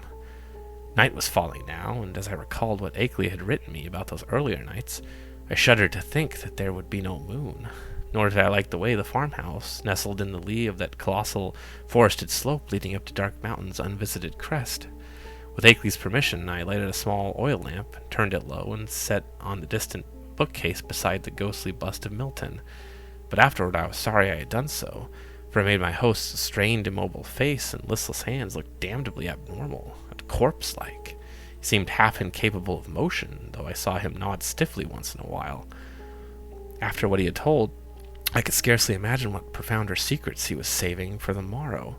But at last it developed that his trip to Yugoth and beyond, and my own possible participation in it, was to be the next day's topic. He must have been amused by the start of horror I gave in hearing a cosmic voyage on my part proposed, for his head wobbled violently and showed my fear. Subsequently, he spoke very gently of how human beings might accomplish, and several times had accomplished, the seemingly impossible flight across interstellar void. It seemed that complete human bodies did not indeed make the trip, but that the prodigious surgical, biological, chemical, and mechanical skill of the outer ones had found a way to convey human brains without their concomitant physical structure. There was a harmless way to extract a brain, and a way to keep the organic residue alive during its absence. The bare, compact cerebral matter was then immersed in an occasionally replenished fluid within an ether-tight cylinder of a metal mind in Yugoth, certain electrodes reaching through and connecting at will with elaborate instruments capable of duplicating the three vital faculties of sight, hearing, and speech. For the winged fungus beings, to carry the brain cylinders intact through space was an easy matter. Then, on every planet covered by their civilization, they would find plenty of adjustable faculty instruments capable of being connected with the encased brains, so that after a little fitting, these traveling intelligences could be given a full sensory and articulate life, albeit a bodiless and mechanical one, at each stage of their journeying through and beyond the space-time continuum.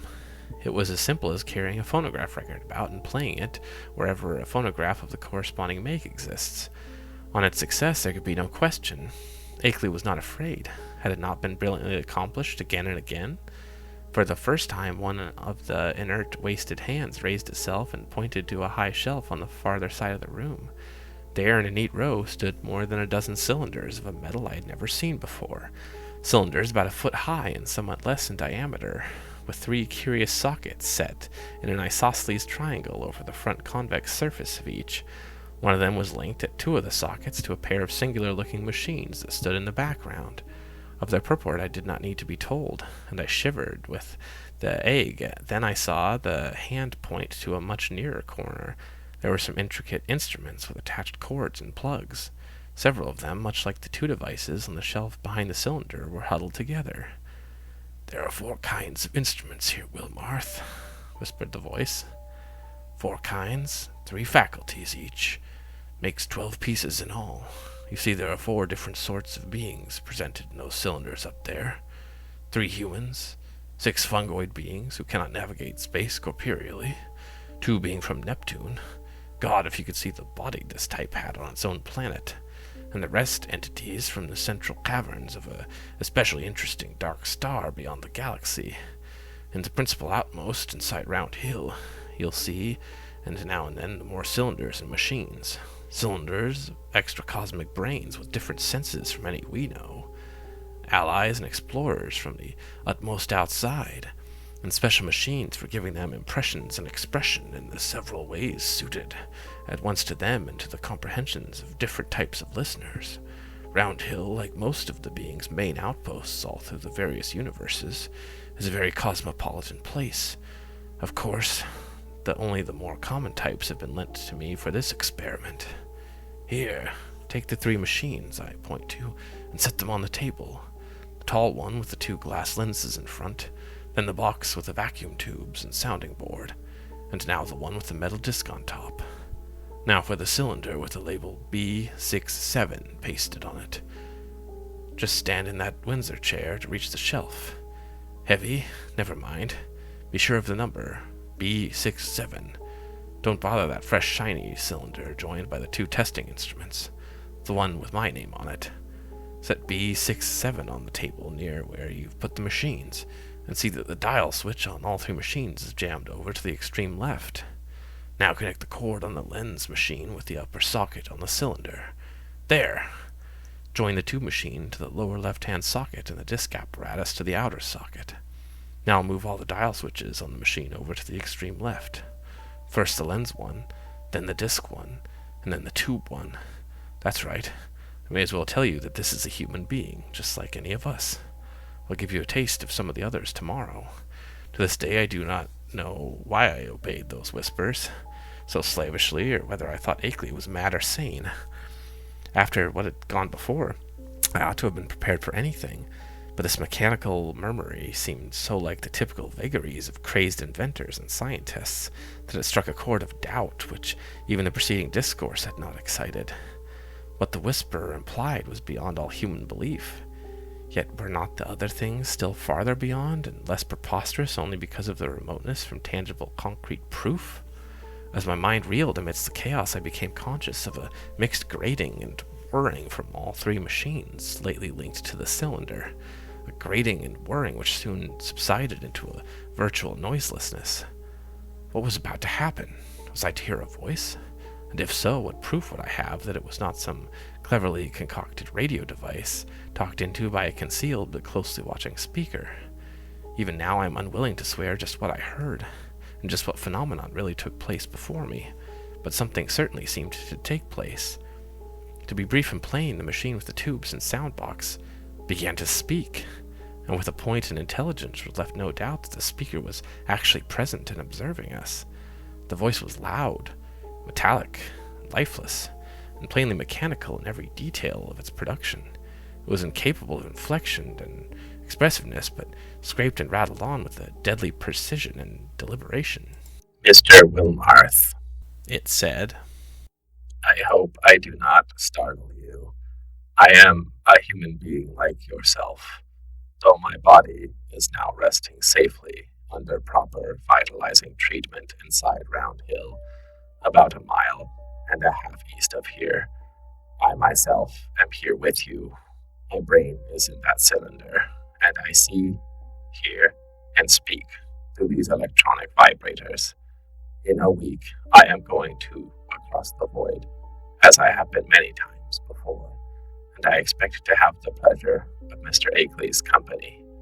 I wish I might have yours as well, for I know you by sight and reputation, and have kept close track of your correspondence with our friend. I am, of course, one of the men who have become allied with the outside beings visiting our planet. I met them first in the Himalayas, and have helped them in various ways. In return, they have given me experiences such as few men have ever had. Do you realize what it means when I say I have been on 37 different celestial bodies, planets, dark stars, and less definable objects, including 8 outside our galaxy and 2 outside the curved cosmos of space and time? All this has not harmed me in the least.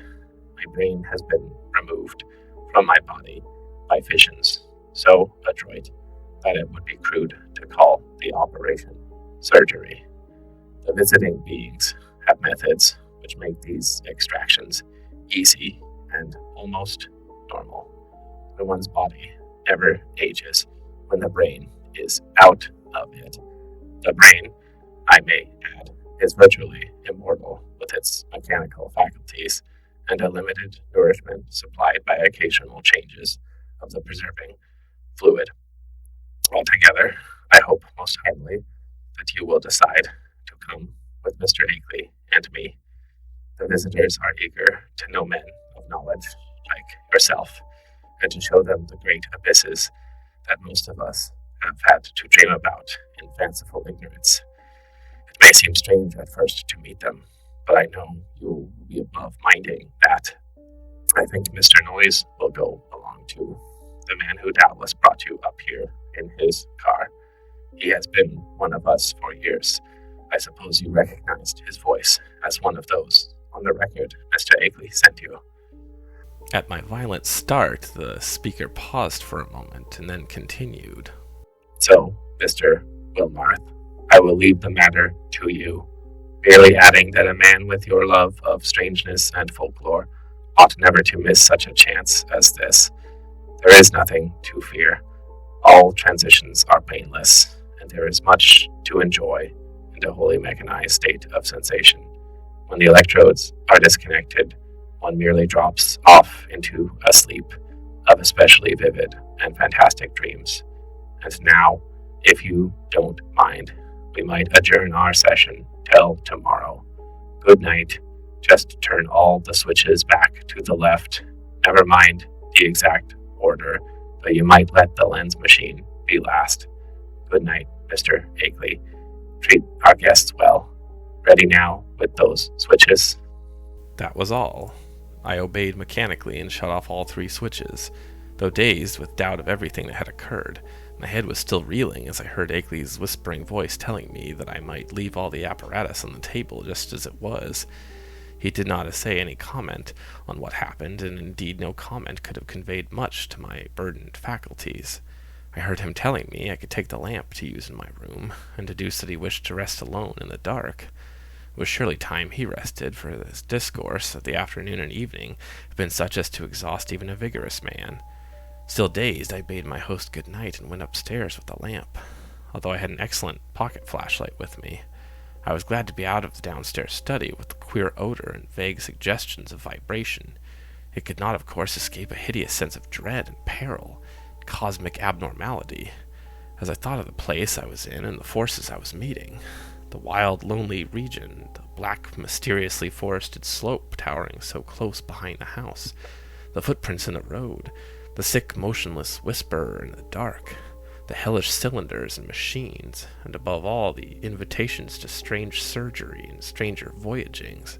These things, all so new and in such sudden succession, rushed in on me with a cumulative force which sapped my will and almost undermined my physical strength.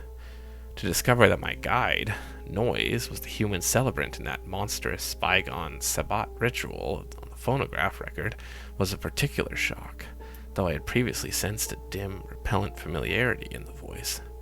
Another special shock came from my own attitude toward the host whenever I paused to analyze it. For much as I had instinctively liked Akeley, as revealed in his correspondence, I now found that he filled me with a distinct repulsion.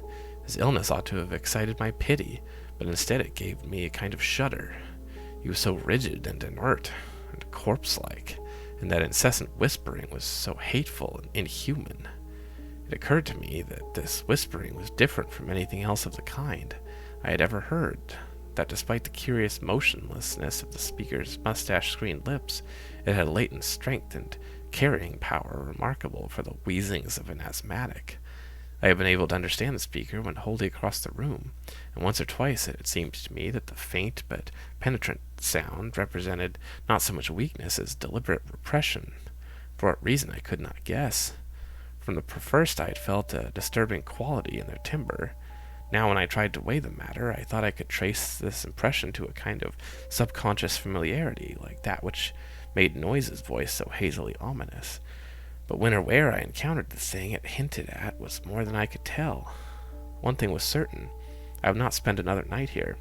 My scientific zeal had vanished amidst fear and loathing, and I felt nothing now but a wish to escape from this net of morbidity and unnatural revelation. I knew enough now. It must indeed be true that cosmic linkages do exist, but such things are surely not meant for normal human beings to meddle with. Blasphemous influences seemed to surround me and press chokingly upon my senses. Sleep, I decided, would be out of the question, so I merely extinguished the lamp and threw myself on the bed, fully dressed. No doubt it was absurd, but I kept readying for some unknown emergency, gripping in my right hand the revolver I had brought along, and holding the pocket flashlight in my left. Not a sound came from below, and I can imagine how my host was sitting there with cadaverous stiffness in the dark. Somewhere I heard a clock ticking, and was vaguely grateful for the normality of the sound. It reminded me, though, of another thing about the region which disturbed me, the total absence of animal life. There were certainly no farm beasts about, and now I realized that even the accustomed night noises of wild living things were absent, except for the sinister trickle of distant, unseen waters, That stillness was anomalous, interplanetary, and I wondered what star-spawned and tangible blight could be hanging over the region. I recalled from old legends that dogs and other beasts had always hated the outer ones, and thought of what those tracks in the road might mean. 8. Do not ask me how long my unexpected lapse into slumber lasted, or how much of what ensued was sheer dream. If I tell you that I awaked at a certain time and heard and saw certain things, you will merely answer that I did not wake then, and that everything was a dream until the moment when I rushed out of the house, stumbled to the shed where I had seen the old Ford, and seized that ancient vehicle for a mad, aimless race over the haunted hills, which at last landed me, after hours of jolting and winding through forest-threatened labyrinths, in a village which turned out to be Townshend. You will also, of course, discount everything else in my report, and declare that all the pictures, record sounds, cylinder and machine sounds, and kindred evidences were bits of pure deception practiced on me by the missing Henry Akeley. You will even hint that he conspired with other eccentrics to carry out a silly and elaborate hoax, that he had the express shipment removed at Keene, and that he had Noyes make the terrifying wax record. It is odd, though, that Noyes has not even yet been identified, that he was unknown at any of the villages near Akeley's place, though he must have been frequently in this region. I wish I had stopped to memorize the license number of his car, or perhaps it is better, after all, that I did not. For I, despite all you can say, and despite all I sometimes try to say to myself, know that loathsome outside influences must be lurking there in the half-unknown hills, and that those influences have spies and emissaries in the world of men. To keep as far as possible from such influences and such emissaries is all that I ask of life in the future. When my frantic story sent a sheriff's posse out to the farmhouse, Akeley was gone, without leaving a trace. His loose dressing gown, yellow scarf, and foot bandages lay on the study floor near his corner easy-chair, and it could not be decided whether any of his other apparel had vanished with him. The dogs and livestock were indeed missing, and there were some curious bullet holes both on the house's exterior and on some of the walls within. But beyond this nothing unusual could be detected. No cylinders or machines, none of the evidences I had brought in my valise, no queer odor or vibration sense, no footprints in the road, and none of the problematical things I glimpsed at the very last. I stayed a week in Brattleboro after my escape, making inquiries among people of every kind who had known Akeley, and the results convinced me that the matter is no figment of dream or delusion.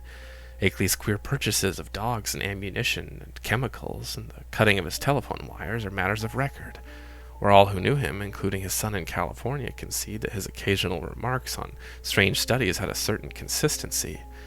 Solid citizens believe he was mad, and unhesitatingly pronounce all reported evidence mere hoaxes devised with insane cunning and perhaps abetted by eccentric associates. But the lowlier country folk sustain his statements in every detail.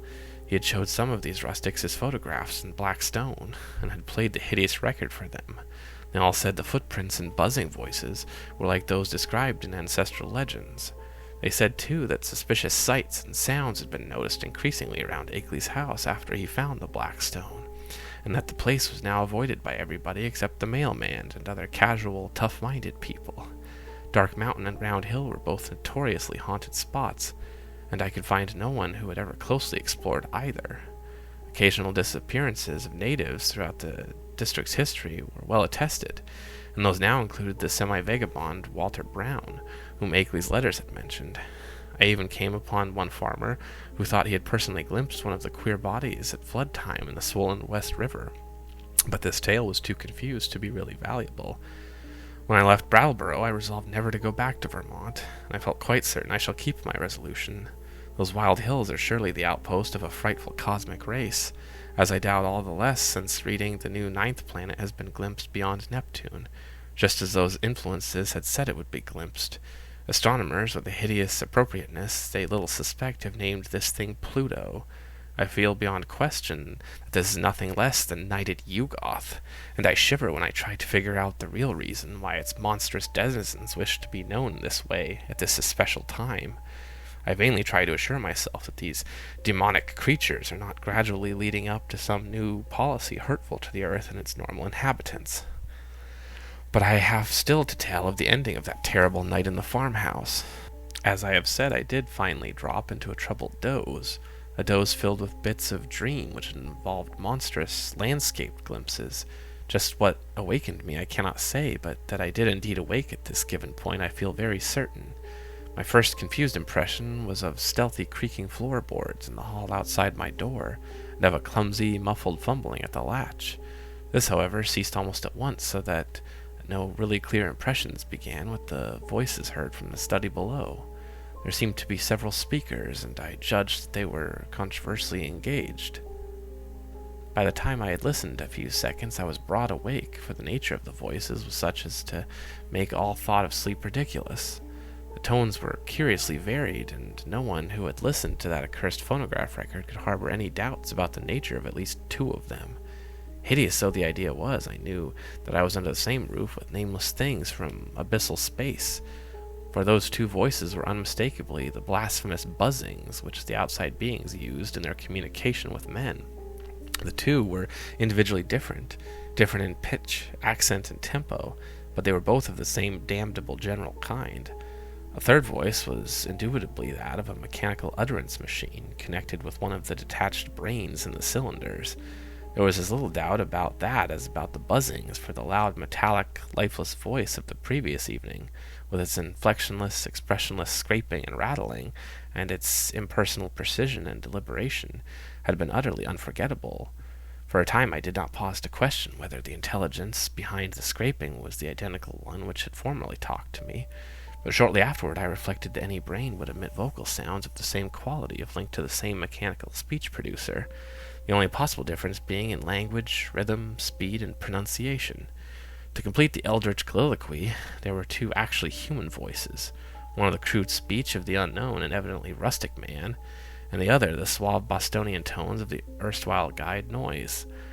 As I tried to catch the words, with the stoutly fashioned door so bafflingly intercepted, I was also conscious of a great deal of stirring and scratching and shuffling in the room below, so that I could not escape the impression that it was full of living beings, many more than a few whose speech I could not single out. The exact nature of this stirring is extremely hard to describe, for very few good bases of comparison exists. Objects seemed to now and then to move across the room like conscious entities, and the sound of their footfalls having something about it like a loose, hard-surfaced clattering, as of the contact of ill-coordinated surfaces of horn on hard rubber.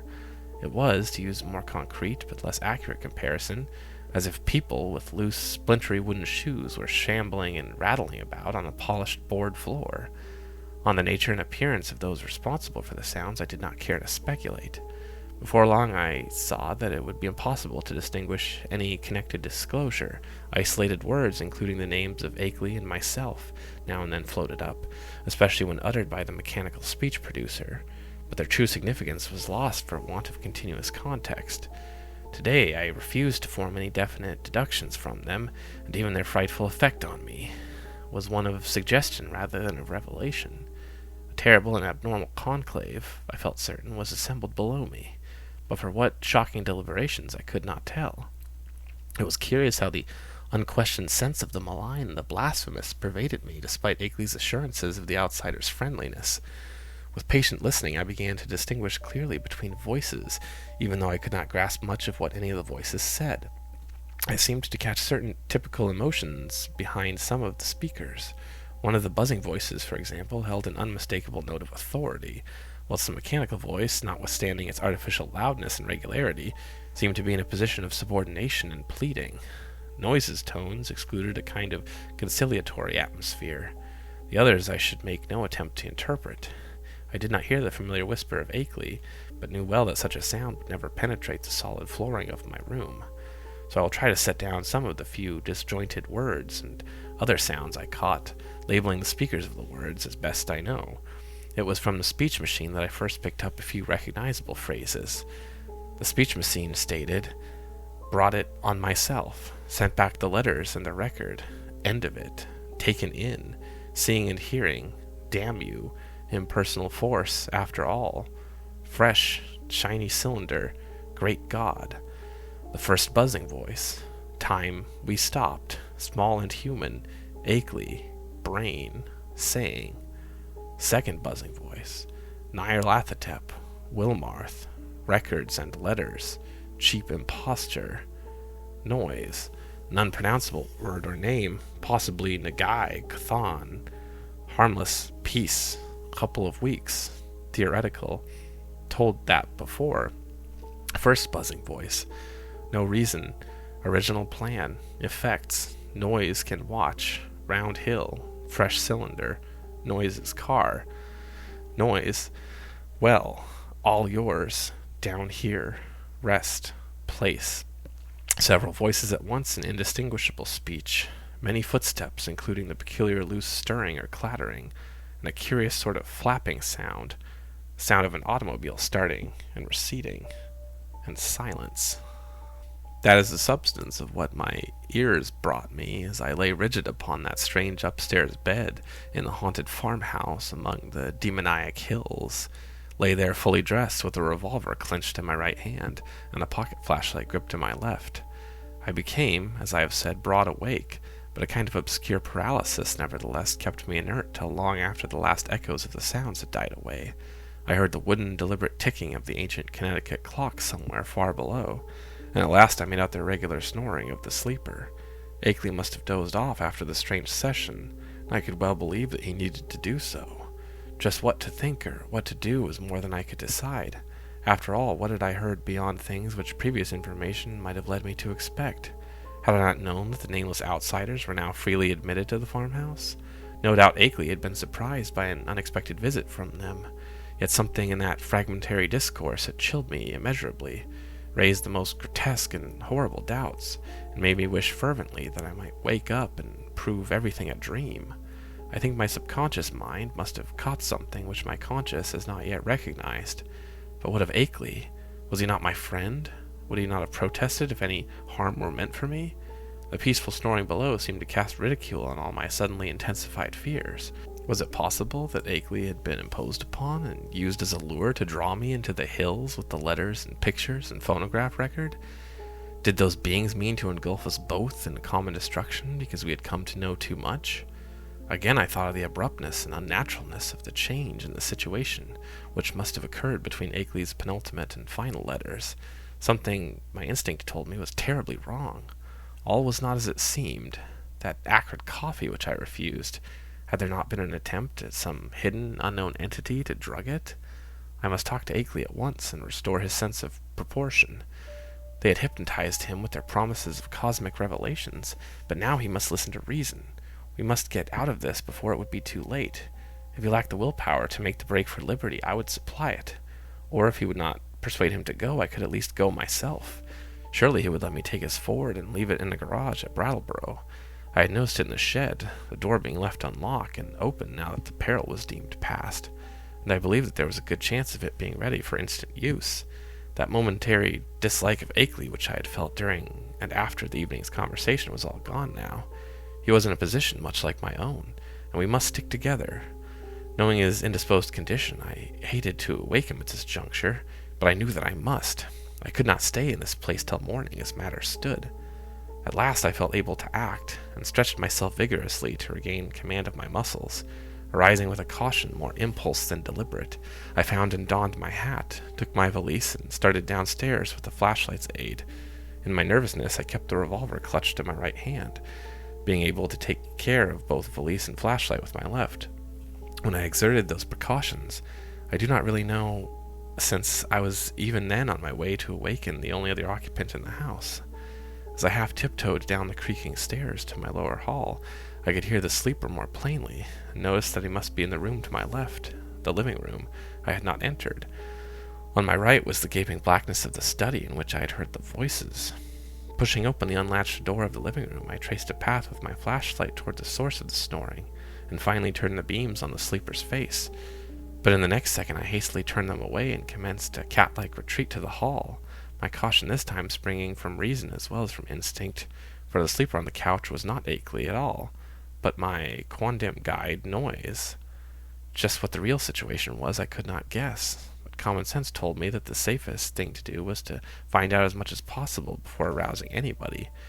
Regaining the hall, I silently closed and latched the living room door next to me, thereby lessening the chances of awakening Noise.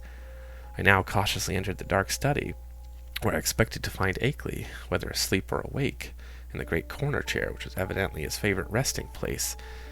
As I advanced, the beams of my flashlight caught the great center table, revealing one of the hellish cylinders with sight and hearing machines attached, and with a speech machine standing close by, ready to be connected at a moment.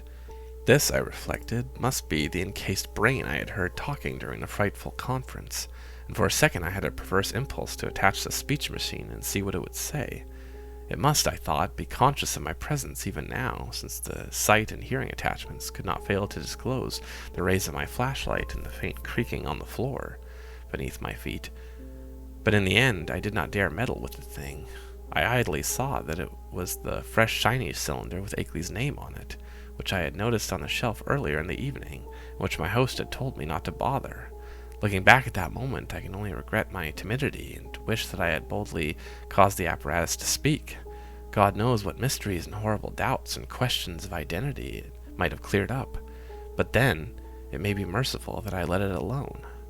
From the table, I turned my flashlight to the corner where I thought Akeley was, but found to my perplexity that the great easy chair was empty of any human occupant, asleep or awake.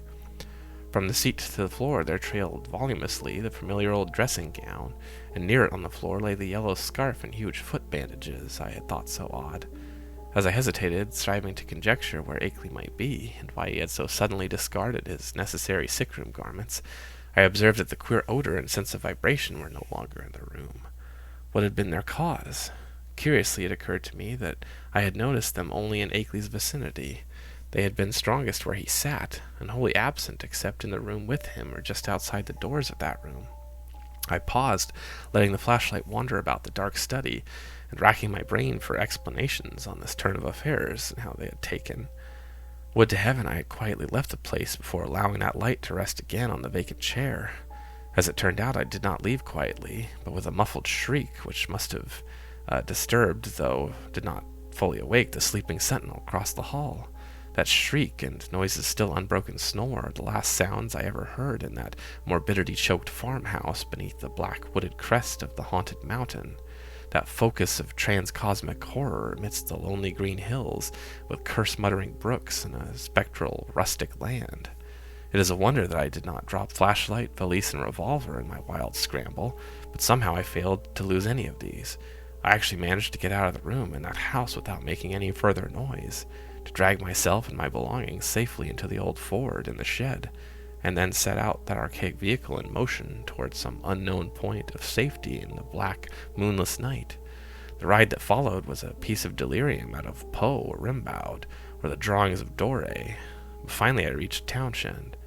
That's all. If my sanity is still unshaken, I am lucky. Sometimes I fear what the years will bring, especially since that new planet Pluto has been so curiously discovered. As I implied, I let my flashlight return to the vacant easy chair after its circuit of the room, then noticing for the first time the presence of certain objects in the seat, made inconspicuous by the adjacent loose folds of the empty dressing gown. There are objects, 3 in number, which the investigators did not find when they came later on. As I said on the outset, there was nothing of actual visual horror about them. The trouble was in what they led one to infer. Even now I have my moments of half-doubt, moments in which I half accept the skepticism of those who attribute my whole experience to dream and nerves and delusion.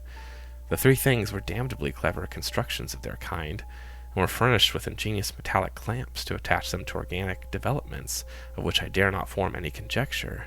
I hope, devoutly hope, that they were the waxen products of a master artist, despite what my innermost fear tells me.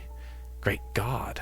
That whisper in darkness, with its morbid odor and vibrations, sorcerer, emissary, changeling, outsider, that hideous repressed buzzing, and all the time in that fresh shiny cylinder on the shelf. Poor devil. Prodigious surgical, biological, chemical, and mechanical skill. For the things in the chair, perfect to the last subtle detail of microscopic resemblance or identity, were the face and hands of Henry Wentworth Akeley.